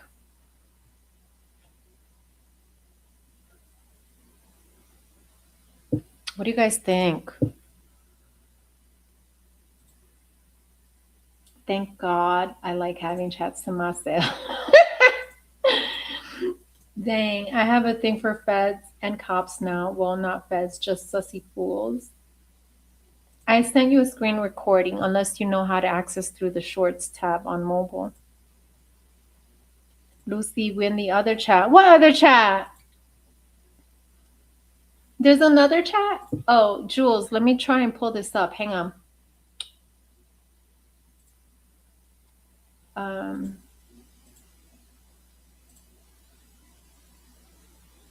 Again, thank you, Scully. Thank you, Scully, for the membership. I wonder who got that. Whoever got it. Thanks, Scully. Thank you. Could someone have shaved down Murphy? Do you think... I don't think Murphy was this dark, though. Unless this photo is... I don't think Murphy's fur was this dark.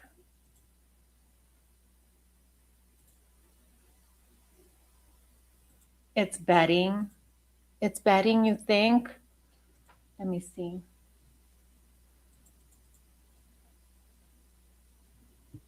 What if I do this? You ready, you guys? I'm gonna do something here while I'm in chat. Here we go. Might as well, now that we're here, let me take a screenshot of this. Now let's open up ChatGPT. Give me 1 second. And let's ask, please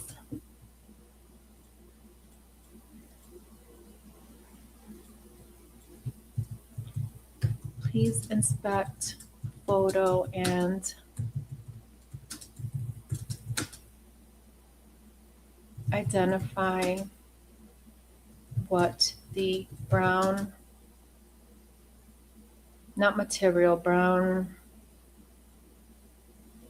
debris is on the dog bed. Now let me attach the photo and see what it says.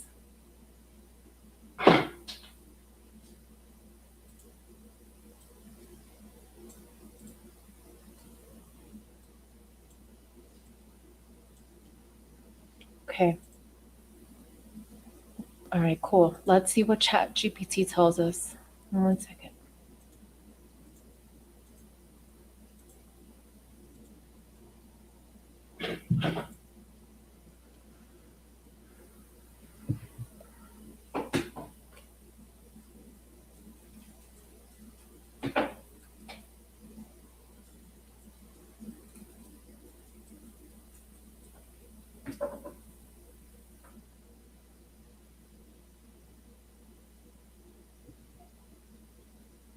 Working. It's working.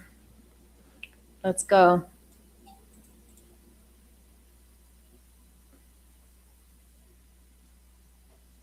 It looks like the stuffing from the bed. Yeah, that's what Lucy said. Hi, Agape Love. Thank you for subbing. Thank you for subbing. I love that name.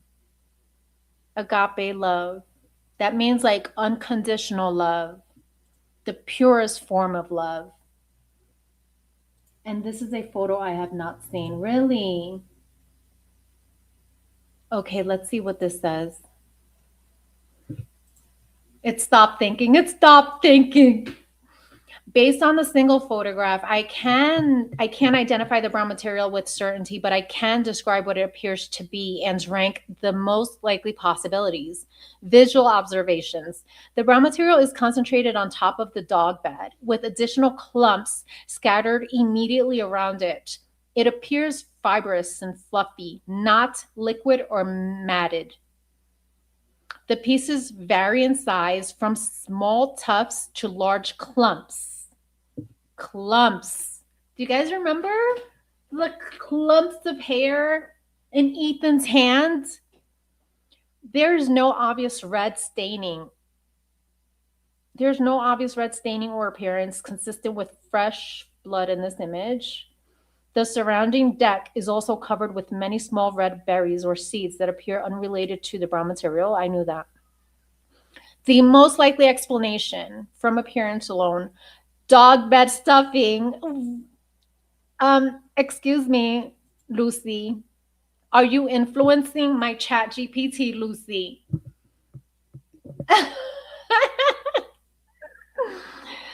Lucy, why are you influencing my chat GPT? Insulation or upholstery batting. Leaves, moss, or plant material. It's less likely. Animal fur, possible, although the material appears more like loose fiber than hair. At this resolution, I cannot distinguish individual hairs. It does not have pooled blood. It does not resemble burned material. Actually, it does not resemble animal feces. But it's not ruling out hair. It's not ruling out hair, though. So there's some hope. I'm just kidding. I'm not looking for things to fit my narrative. I'm just super curious. If it's bed stuffing, then it's bed stuffing. Whatever.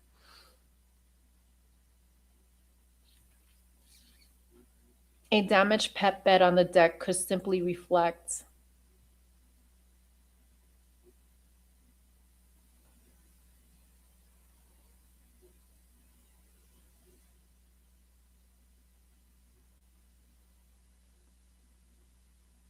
If you have the next several photos, 307 to 310, how does it know? How the fuck does it know 307 to 310?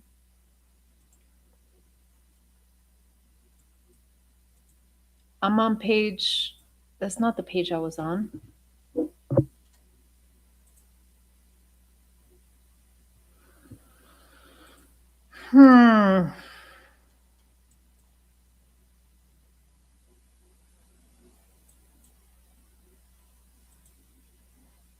Can you find me a dog bed with brown stuffing? Let me Google it. Is there a dog bed with brown stuffing? Do dog beds have brown stuffing?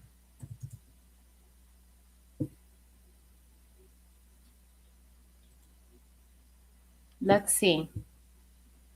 Let's try and compare. Let's try and compare the stuffing, yeah? Okay, cool.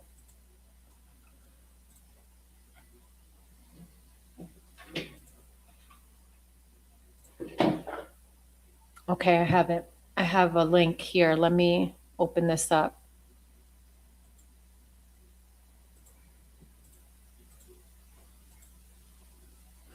Why does AI refuse Wicom's book? What do you mean by refuse?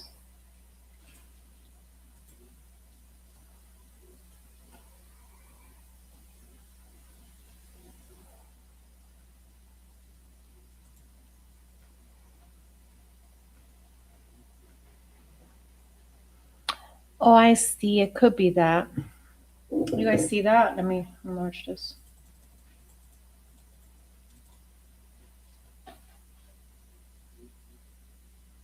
Yeah, it could be that. It could be. All right, I'll get off this. I'll get off this. It's leading us nowhere, but it could be. Yeah, it could be. Yeah, what do you mean by refuse, Lucy?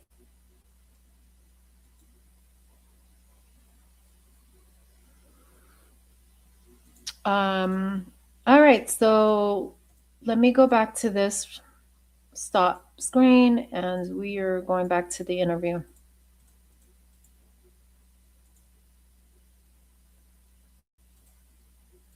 No, that's all right. You just go straight home after that. You guys stop to get grub truck, anything like that? No, straight home. Straight home. Our sober driver was actually stopped by one of the officers. Oh, really? Okay. Who's your? Well, actually, we didn't get in that car because it was too full, but I came in contact with them because I was trying to get a ride. Gotcha. So how'd you end up getting home? Just another buddy came and picked us up. Okay. Who is that? Do you mind me asking? Okay, I'm gonna do that, Scully. I'm gonna tell ChatGPT update.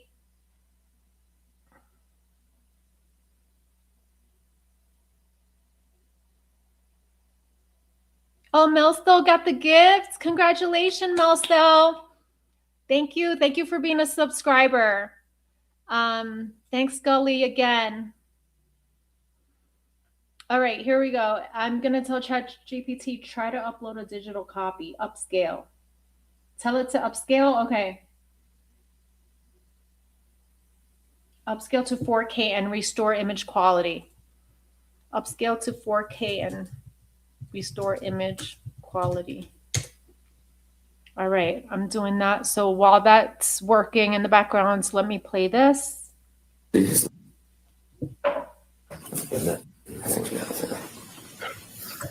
know what's still a mystery to me is this here. This is still a mystery to me because we know that Jack's ride, his initial ride, because listen to what he's saying here. He says another buddy came and picked us up, but another buddy came. Before that, he was getting a ride by someone else. Check this out. He says,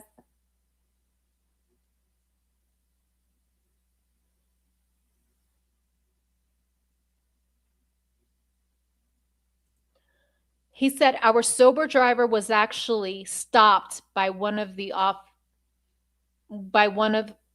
officers. Okay? So our sober driver, he was driving home with a sobro, and the sobro was stopped. And this is like, he said around 1, right? This is what the time he gave us. Probably about 1, he says. Okay? And so here's the part where it's a mystery to me. Now check this. The cop says, "Oh, really?" The officers. Oh, really? Okay. Who's your? Well, actually, we didn't get in that car because it was. So now he's like, well, actually, we didn't get in that car. So that means there's 2 cars, right? He's saying we didn't get in that car. So now I am envisioning more than 1 car. So it seems like they were in a group and rolling deep that they needed 2 cars. Is that what or am I not getting this correctly? Because he says our sober driver was actually stopped by one of the officers.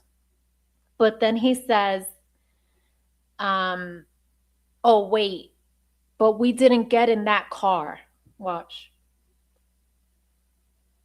He says, actually, we didn't get in that car. The car that the sober driver was stopped, that means he was in another vehicle. So now they're rolling deep. There's 2 cars, which means it could be at least, I don't know, 6 people, 6 to 7 people. Because if it's only 4 of you, why aren't you in 1 car? I don't know. I'm just saying. So then he says, actually, I didn't get in that car where they were stopped. It was too full. But came in contact with them because I was trying to get a ride. So it sounds like Jack wanted a ride from that sober driver, but there's too many people in there. So he decided to get a ride from this other. We have his interview as well. I forgot his name, but anyway, he got the ride from the other guy. It was too full, but I came in contact. And of course, you hear the sounds, which to me, that sound means don't dig any further. Stop asking questions. Do not stay to the scripts. I swear that these people, they speak in codes, in a secret code that they all know, except us. So that happened. Because I was trying to get a ride. I was actually stopped by one of the officers. Oh, really? Okay. Who's your? Well, actually, we didn't get in that car because it was too full, but I came in contact with them because I was trying to get a ride. Okay, Scully, I got the photo now. Now what? I have it. It sent it back to me. It sent back the upscaled photo. So now ask it again. Do I give the prompt again?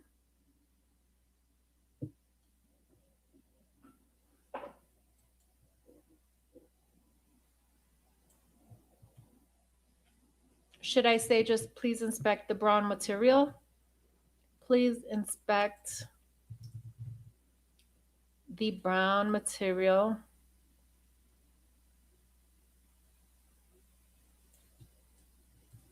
And please inspect and identify the brown material on the dog bed.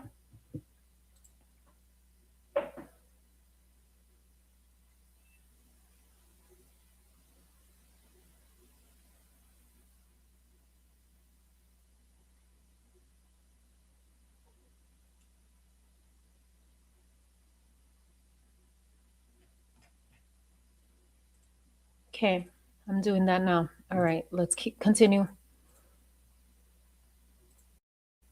Gotcha. Okay. So how'd you end up getting home? Just another buddy came and picked us up. See Who is that? Do you mind me what I'm asking? saying? So okay. So check this out. So where is Jack at this point in time? Where are they situated? Where did the cop stop his Sobro? Where was he? Was he right outside the corner club? You get where I'm going? This part just doesn't make sense. Okay. Let me back it up. Probably about 1. I don't really know that. I wasn't paying attention at the time. No, that's right. You went straight home after that. You guys thought to get grub truck, anything like that? No, straight home. Straight home. Our sober driver was actually stopped by one of the officers. Oh. He gave up this info. He how do you say, what's that word? He not assisted. He when you Oh, really? Okay. Who's your? Well, actually, we didn't get in that car because it was too full, but we didn't get in that car because it was too full. So was he at the corner club when? Listen to this logic. So your sober driver was stopped. So that means that your sober driver was driving, right? So if your sober driver was driving, then that means that you were not outside of the corner club waiting for a ride. You were not. You were not. You were somewhere else. Because your sober driver was driving and he got stopped by the police officer. So that means you weren't outside waiting for your ride, right? He was somewhere else. He was at another location. Now check this out. I came in contact with him because I was trying to get a ride. Gotcha.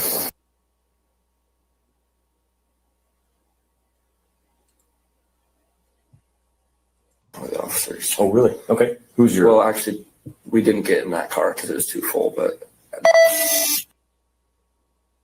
Actually, we didn't get in that car because it was too full, but came in contact with them because I was trying to get a ride. So was Jack on foot? Was Jack on foot walking home with his friend, with his buddy, and then came in contact with his sober driver and then was like, oh shit, we don't fit. So now let me get another ride.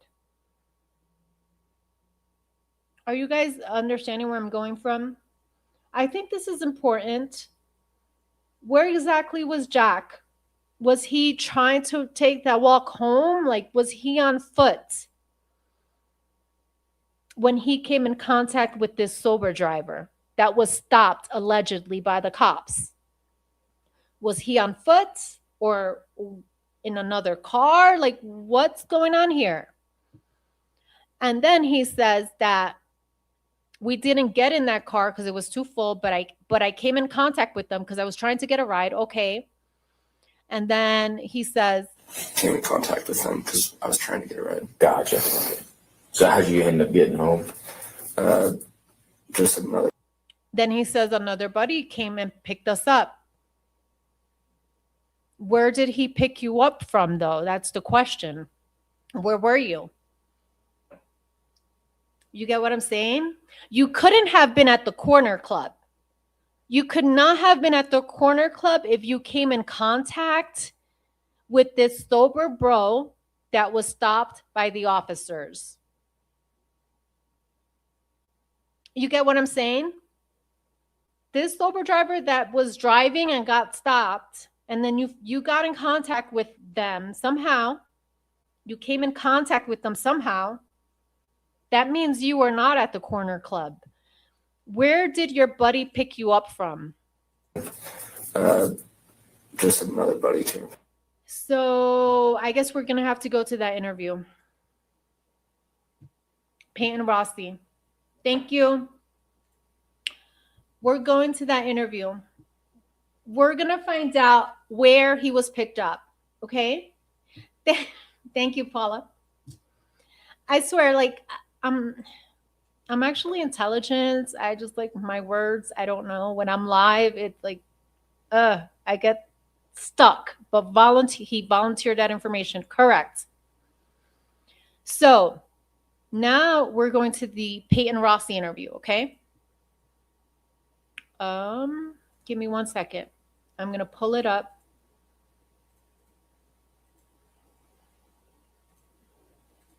And let's take a peek.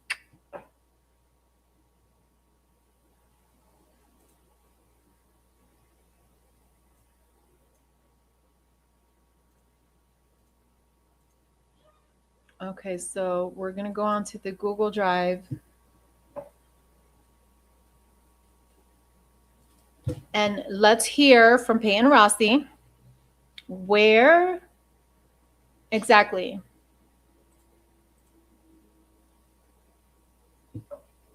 was he dropped off?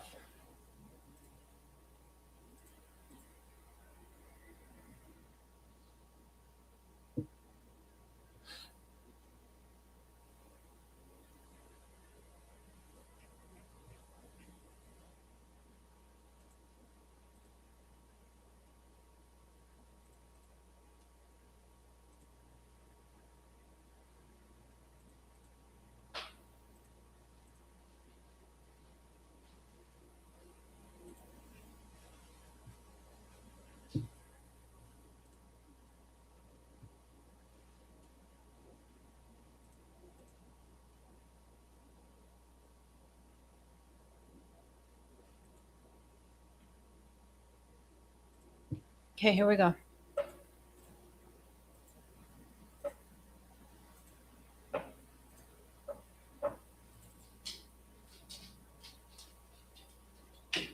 Thank you for Connor, because of Connor's FOIA request, we are able to listen to not only Connor's, we have Jules True Crime Reactions, we have Bronx Tales, Typically Unique, just to name a few. Lana, Truth and Transparency. Everyone is trying to gather as much information as we can. Interviews with police. Here we go. Peyton Rossi, you're up to bat.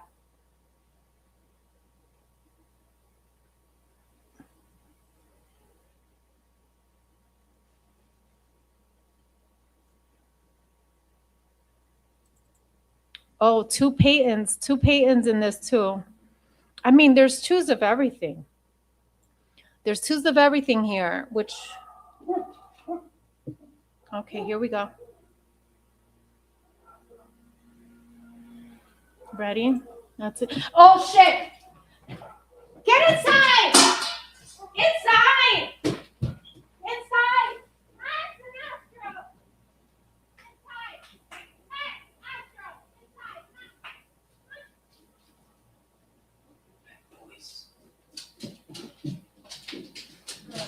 Yeah, right.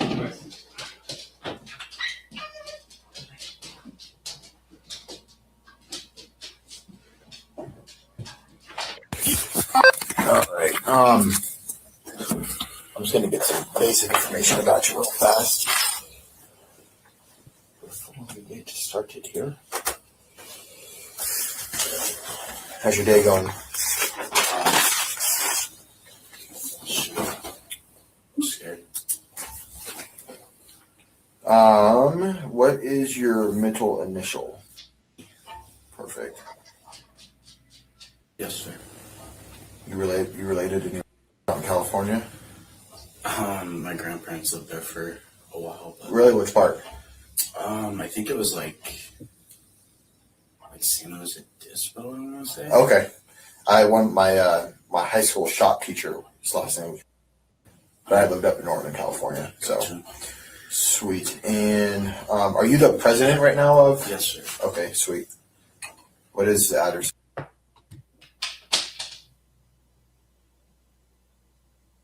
Perfect. And what's your date of birth? What's your date of birth?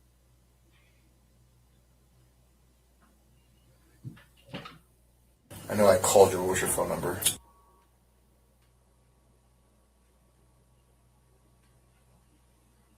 Yeah, I was one of the guys that just did the cop talks. You probably remember me. So Yeah. cool.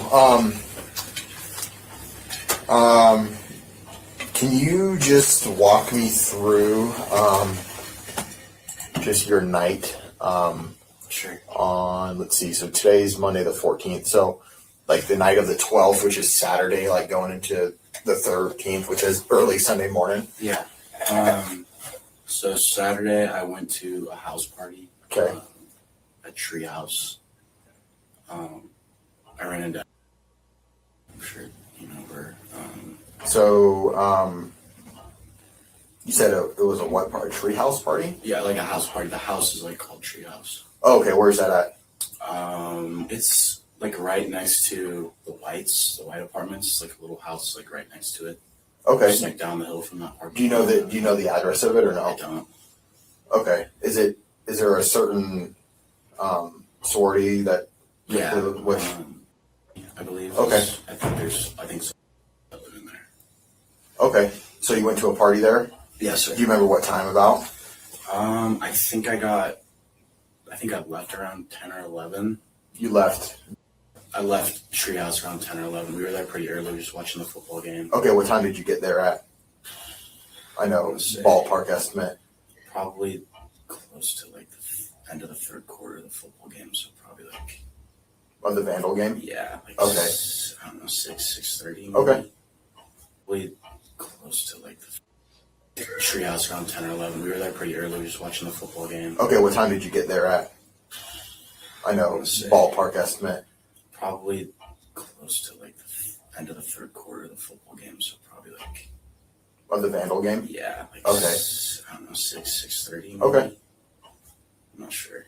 Okay, so he's saying end of the third quarter of the football game, so probably end of the third quarter is 6 o'clock. Interesting, because it started at 4, so the end of the third quarter.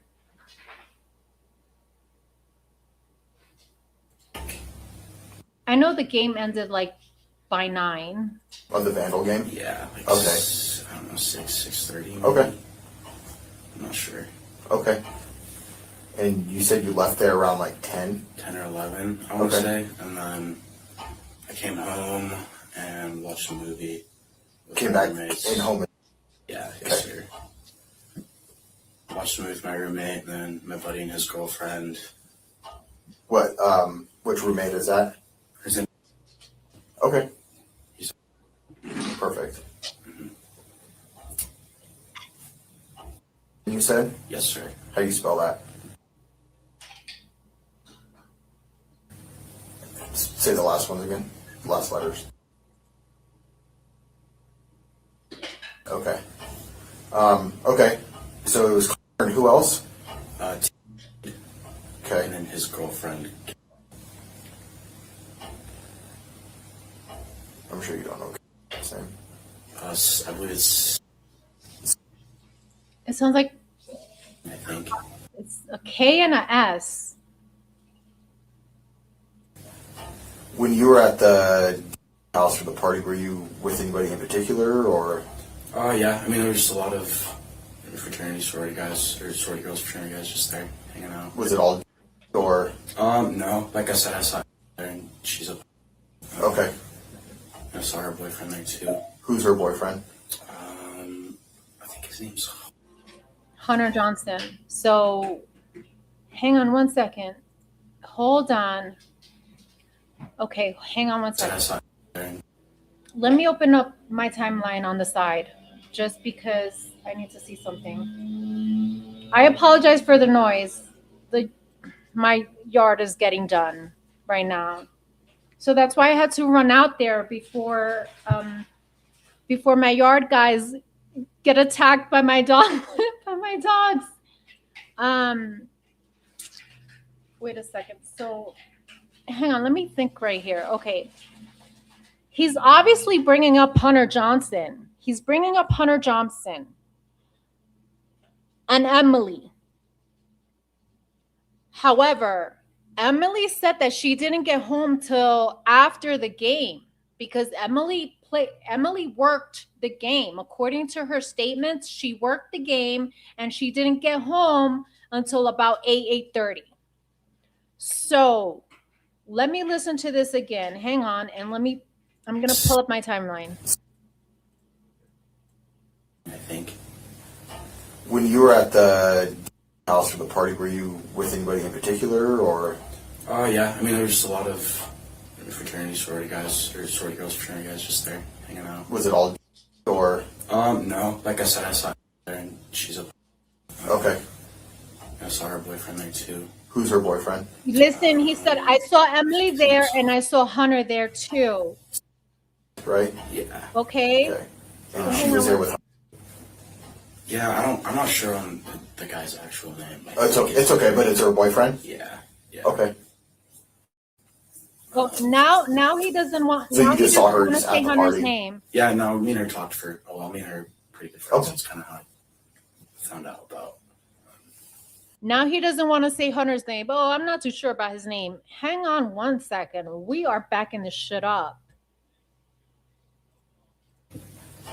When you were at the house for the party, were you with anybody in particular, or? Oh yeah, I mean there was just a lot of fraternity sorority guys or sorority girls fraternity guys just there hanging out. Was it all, or? No, like I said, I saw her there and she's a. Was it all what? Was it all what? Hanging out. Was it all, or? Was it all what? I mean there was just a lot of fraternity sorority guys or sorority girls fraternity guys just there hanging out. Was it all, or? No, like I said, I saw her there and she's a. Okay. I saw her boyfriend there too. Is the cop asking, was it all one fraternity? And then he says, no, like I said, I saw Emily there too. What? And if this is around 6, then what the fuck is going on? Because according to Emily, she was at fucking working the game. So what the fuck is going on here? Which roommate is that? Her's in. Okay. Perfect. You said? Yes, sir. How do you spell that? Say the last ones again. Last letters. Okay. Okay. So it was Coeur, and who else? Okay. And then his girlfriend. I'm sure you don't know last name. I believe it's. I think. When you were at the house for the party, were you with anybody in particular, or?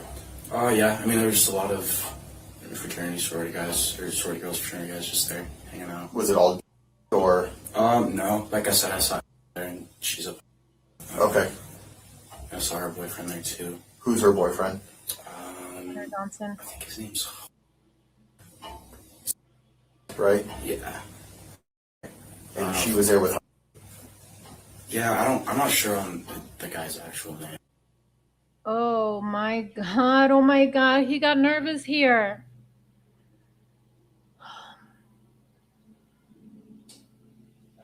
I think Hunter Johnson is, oh my God. He is climbing that list for me. He is climbing that list for me.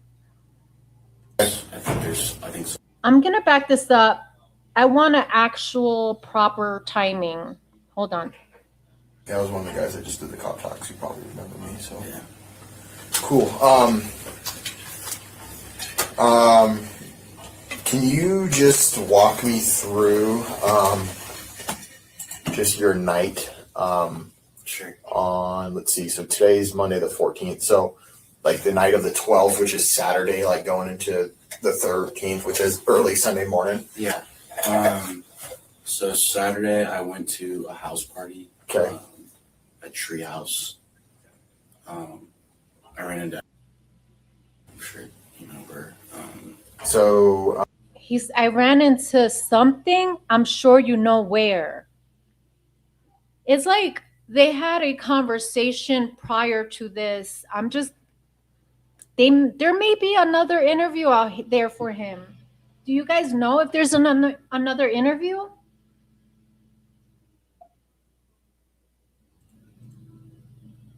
Yeah, that's what I'm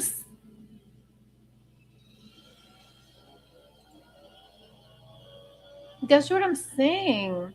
Hi, Jeff. Welcome, Jeff. you said it was a what party? Treehouse party? Yeah, like a house party. The house is like called Tree House. Oh, okay. Where's that at? It's like right next to the white apartments. It's like a little house, like right next to it. It's not a little house. I was on Karmic's live. Karmic went down there. She did a live. You guys need to check it out. She drove past the treehouse apartment. It's not no little house. It's not no little house. Okay. Just like down the hill from that park. Do you know the address of it or no? I don't. Okay. Is there a certain sorority that Yeah. which I believe. Okay. I think so. Live in there. Okay. So you went to a party there? Yes, sir. Do you remember what time about? I think I left around 10 or 11. So he left around 10 or 11 from that party at the treehouse. Left. I left Treehouse around 10 or 11. We were there pretty early. We were just watching the football game. Okay, what time did you get there at? I know, ballpark estimate. Probably close to like the end of the third quarter of the football game. So probably like. Of the Vandal game? Yeah. Like Okay. So my question would be, so they were at the game and then decided to go party here, or I don't know. But the point is, he arrived there around 6:30, okay? 6:30. Okay. I'm not sure. Okay. And you said you left there around like 10? 10 or 11, I want to say. And then I came home and watched a movie. Came back in home. Yeah, yes, sir. Watched a movie with my roommate and then my buddy and his girlfriend. What, which roommate is that? Who's in? Okay. Perfect. Mm-hmm. And you said? Yes, sir. How do you spell that? Say the last ones again. The last letters. Okay. Okay. So it was Coeur, and who else? Okay. And then his girlfriend. I'm sure you don't know last name. I believe it's. Okay. I think. So what's interesting to me here that around 6:30, now we're having people partying. There's this is university, whatever, dorms, sororities, frats. It's just a party town. So after the game, we have people partying at the treehouse, and at 6:30 is when he arrives. Now, on my timeline, at 6 o'clock is when Bethany, Xana, Maddie, Kaylee, and Dylan, all four of the roommates, all went to take a nap and set their alarms for 8 p.m. 6 p.m.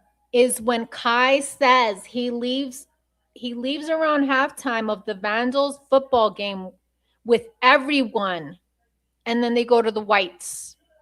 So you have Kai and everyone, I don't know who everyone is, says at 6 p.m. they go to the Whites. And at this same time, we have Bethany, Xana, Maddie, and Kaylee and Dylan, according to Supplemental 90. Supplemental 90 says that they take a nap at 6 p.m. and set alarms for 8 p.m. Okay? So that's an important timeline here. So while all of this partying is happening, we got the roommates going to sleep and taking a nap at 6 p.m. Does that make sense? That shit don't make sense to me. When you were at the house for the party, were you with anybody in particular, or?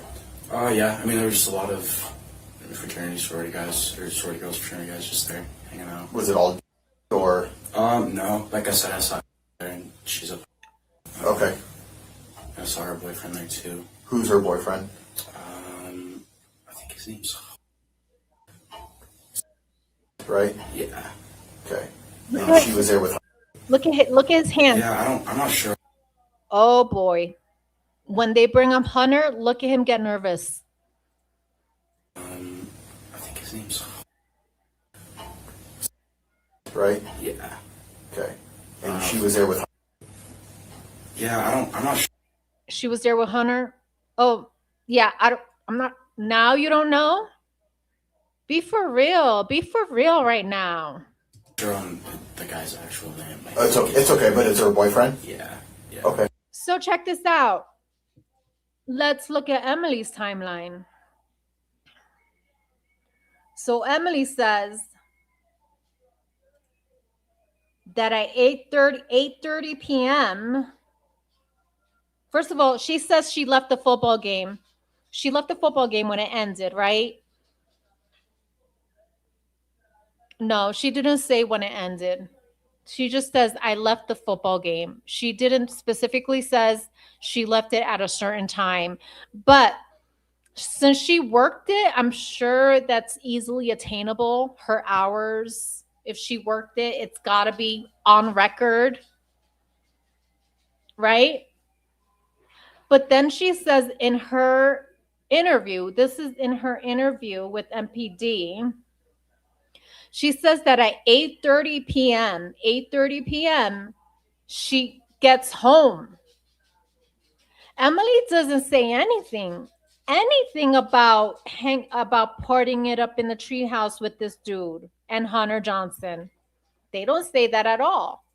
She says, in fact, she says Emily arrives home and says Josie, Hunter Johnson, Lyndon Beck, they all went to sleep early because they were planning to go to the lodge party. So at 8:30, they're sleeping. So now think about this. We have the group at 1112 King Road, falling asleep at 6, taking a nap at 6, setting alarms at 8. Then we have another group at the Whites saying that they're going to sleep at 8:30 p.m. So right when the 11122 group wake up at 8, Emily and the Whites go to sleep. And then we have a group at the treehouse still there partying it up.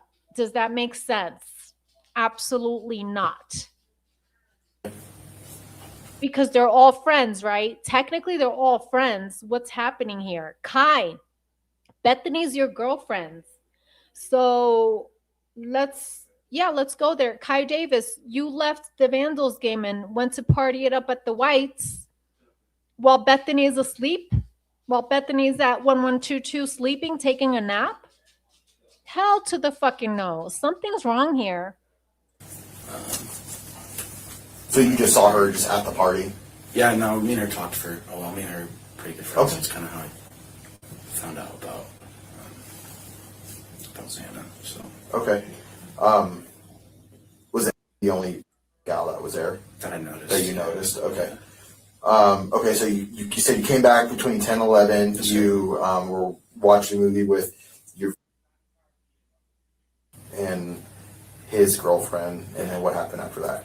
I went to bed, and then I ended up going and picking up 3 seniors from the club around 2, I want to say. Okay. You remember what time you went to bed? Probably like right after, probably like 2:30, 3. Okay. Did you go to bed before you picked him up or no? Yeah, yes, sir. Okay, so you watched a movie, you went to sleep, then you got a phone call. Yeah, I was laying in bed, and then like we usually have a sober driver, Right. For like nice weekends and stuff. Yep. And one of our freshmen got pulled over, kind of let off with. Here we go. Here we go. Here we go. Okay, so these statements coincide with Jack DeCour's statements, right? Because that obviously it's his ride. But check this out. Laying in bed, and then like we usually have a sober driver, Right. For like nice weekends and stuff. Yep. And one of our freshmen got pulled over, kind of let off with a warning. He wasn't like driving his own car. Right. Okay, so a freshman wasn't driving his car, and he got let off with a warning. So he just came home. I told him, "Don't worry about it." So he just came home. Now, this is the kid that Jack DeCour says was pulled over. The sober driver was pulled over, so we didn't get in that car. The sober driver was pulled over. We didn't get in that car, right? All right. Now, Peyton Rossi is saying that freshman guy, so he just came home. I told him, don't worry about it. Came home like they lived together? Came home like what? And one of our freshmen got pulled over, kind of let off with a warning. He wasn't like driving his own car. Right. So he just came home. I told him. He just came home. Bro, this freshman lives with Peyton Rossi. No freaking way. That other sober driver lives with Peyton Rossi. He just came home. I told him, Don't worry about rides or anything. Don't worry about rides or anything. For us tonight, I don't want you to get trouble or anything. Right. And then. So you kind of took over that role for the night then? Yeah, I just picked up. So he just came. I guess the timeline is different. The timeline is missing. At what time did this freshman get to your house? Who is he in fact your roommate? Like, does he live with you? Because you said he just came home. Let me see his hand movements. Hang on. Yep. And one of our freshmen got. You see his hand movements? Check it. One of our freshmen got Pulled over, kind of let off with a warning. He wasn't like driving his own car. It seems like he's being truthful here with his statements. He's being truthful. Like he's even doing the car movement. You know what I'm saying? Now check it. Right. So he just came home. I told him, don't worry about it. And one of our freshmen got pulled over, kind of let off with a warning. He wasn't like driving his own car. Right. So he just came home. I told him, don't So he just came home. worry about rides or anything like for the rest of the night. I don't want you to get trouble or anything. Right. And then. So you kind of took over that role for the night then? Yeah, I just picked up.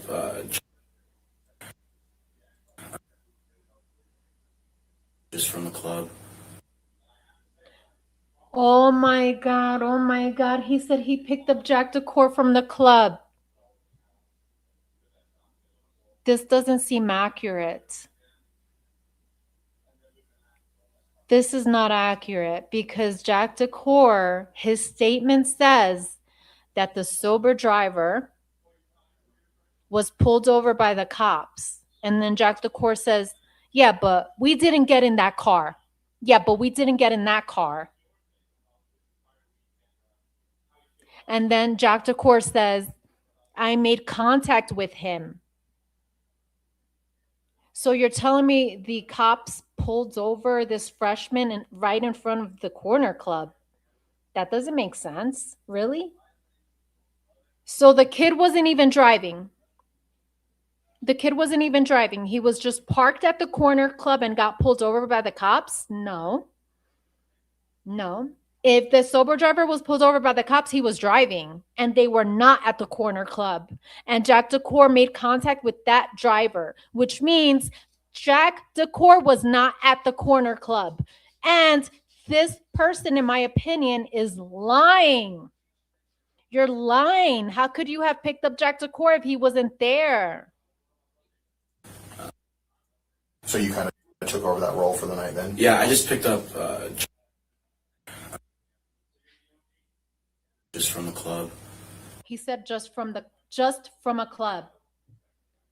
Linguistics. That word just in linguistics, boy. Mm-mm-mm.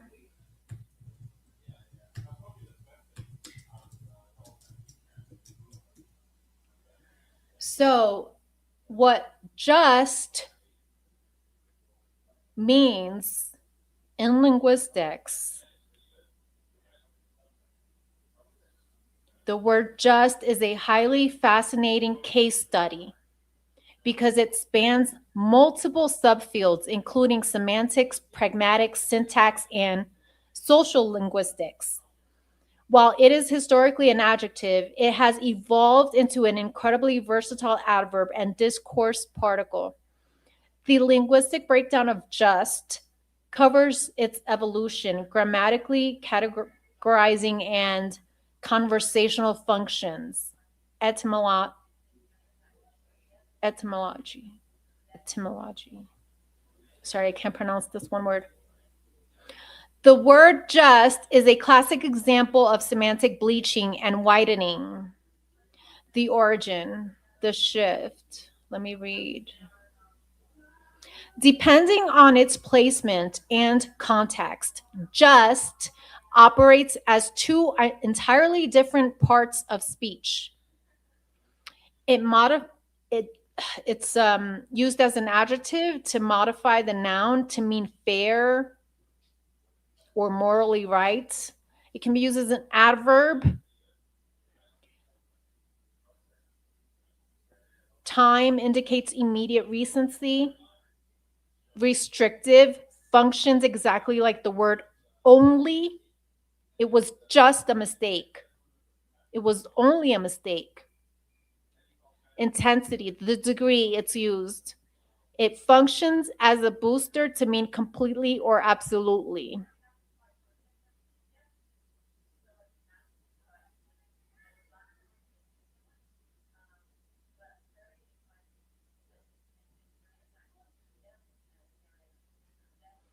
Anyway,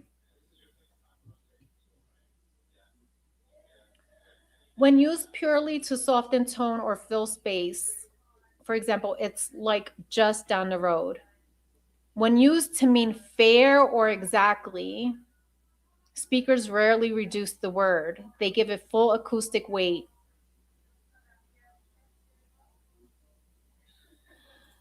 Just from a club? Just from a club? Are you serious right now? Just from a club? What the fuck is that? When a person.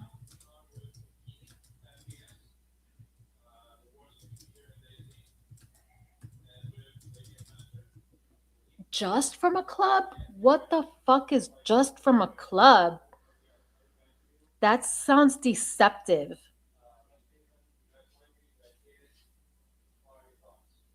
This sounds so deceptive, you guys. In linguistics, this is explained using pragmatics, the study of how context contributes to meaning. When someone lies with this phrase, they are usually violating the da da da conversation, which are the unspoken rules humans use to trust each other's communication.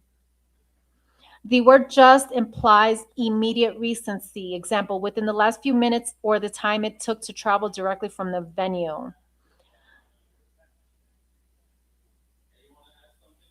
Yeah, it's the timing.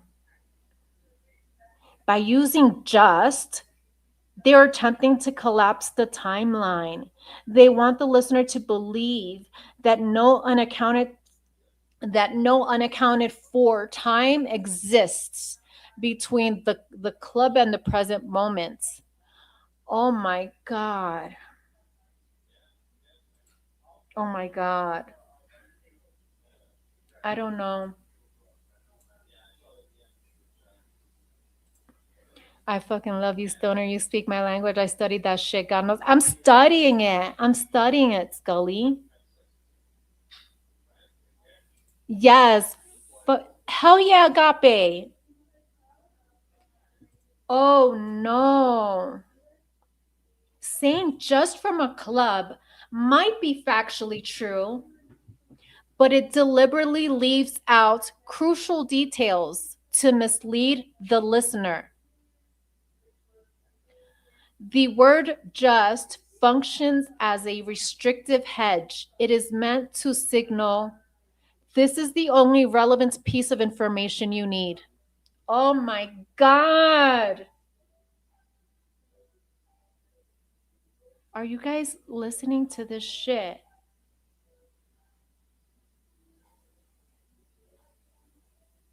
Oh my God. I can't. Anyway, you can Google this, whatever. This shit, something's wrong here. Just from a club, really? Oh, it's merely from a club. I picked him up. This is a lie. And I can, you can rewind this and listen to Jack DeCour's statements. He says that his sober ride was pulled over. And then he later says that he made contact. He made contact with that sober driver who is a freshman. He made contact with him. So that means Jack DeCour was not at the club. He was not at the club. If that freshman was pulled over by the police, there's no way he was pulled over while parked at the club. How does that make sense? That freshman, is there a report on that freshman? Does anyone know? Like, is there like a police report of that when he got pulled over? Because that can give us a proper timeline too. Jack DeCour said he made contact with that sober driver. And then he says, not that car, which could mean several cars, not just one. He said that car. We didn't get into that car because that car was full, he says. He says, we didn't get into that car because that car was full. And then he says, I made contact with that driver. So that tells me that he was not at the corner club. And this Peyton guy is literally telling us that he picked up Jack from the club. From a club. Was it the corner club? Which club? Which club did you pick him up from? Just from a club, huh? Trouble or anything. Right. And then, So you kind of took over that role for the night then? yeah, I just picked up just from the club. Just from a club. You said? Yeah. Now, you notice how his hands are like, while he was giving a statement that appeared to be truthful, in my opinion. While he was giving a statement that appeared to be truthful, he was doing a lot of this. He was doing a lot of this, a lot of this, a lot of that. Now, homeboy has his hands still. You guys noticing that? Just from the club. You said? Yeah.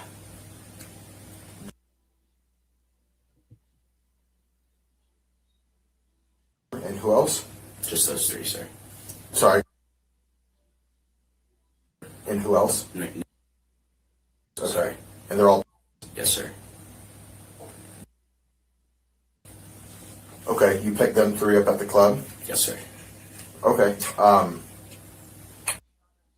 From the club. They don't, excuse me. He doesn't emphasize which club. Yes, sir. Okay, you picked them three up at the club? Yes, sir. Okay. And then what happened when you picked them up from the club? I just drove them home and dropped them off. Did you guys all leave the vehicle together to go back in the house, or Did anybody?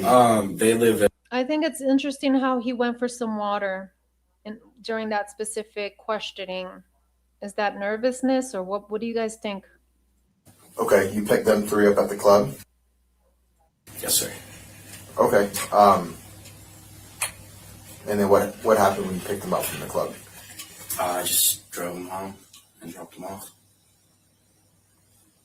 Did you guys all leave the vehicle together to go back in the house, or did anybody? They live at an outhouse, sir. I should have been clear. Okay, where do they live at? They live at a place called. It's on King Street. Okay. It's right across. Anyway, that's all I wanted to check. I'm gonna stop this. I'm gonna end the live on that note. There's so much shit here that I want to understand. Adam was JD roommate, right? It was three of them. So it was Adam. No, Adam.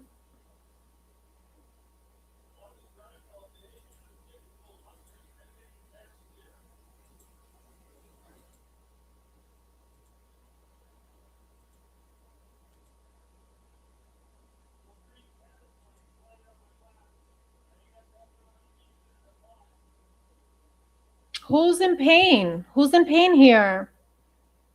Pooh Bear. Oh, your mama has shingles. Oh, okay. Aw. My grandma used to get that. Stoner. Who are you talking about, Scully? Oh, hey, Amy, my love. How are you, Amy? How's it going? Scully, who are you talking about? Nah, Jules don't want to talk about it. Aw. I'm out of here, guys. Holy shit. What the fuck is happening here? Idaho. Get your act together, Idaho. Peace. Thank you for joining the stream.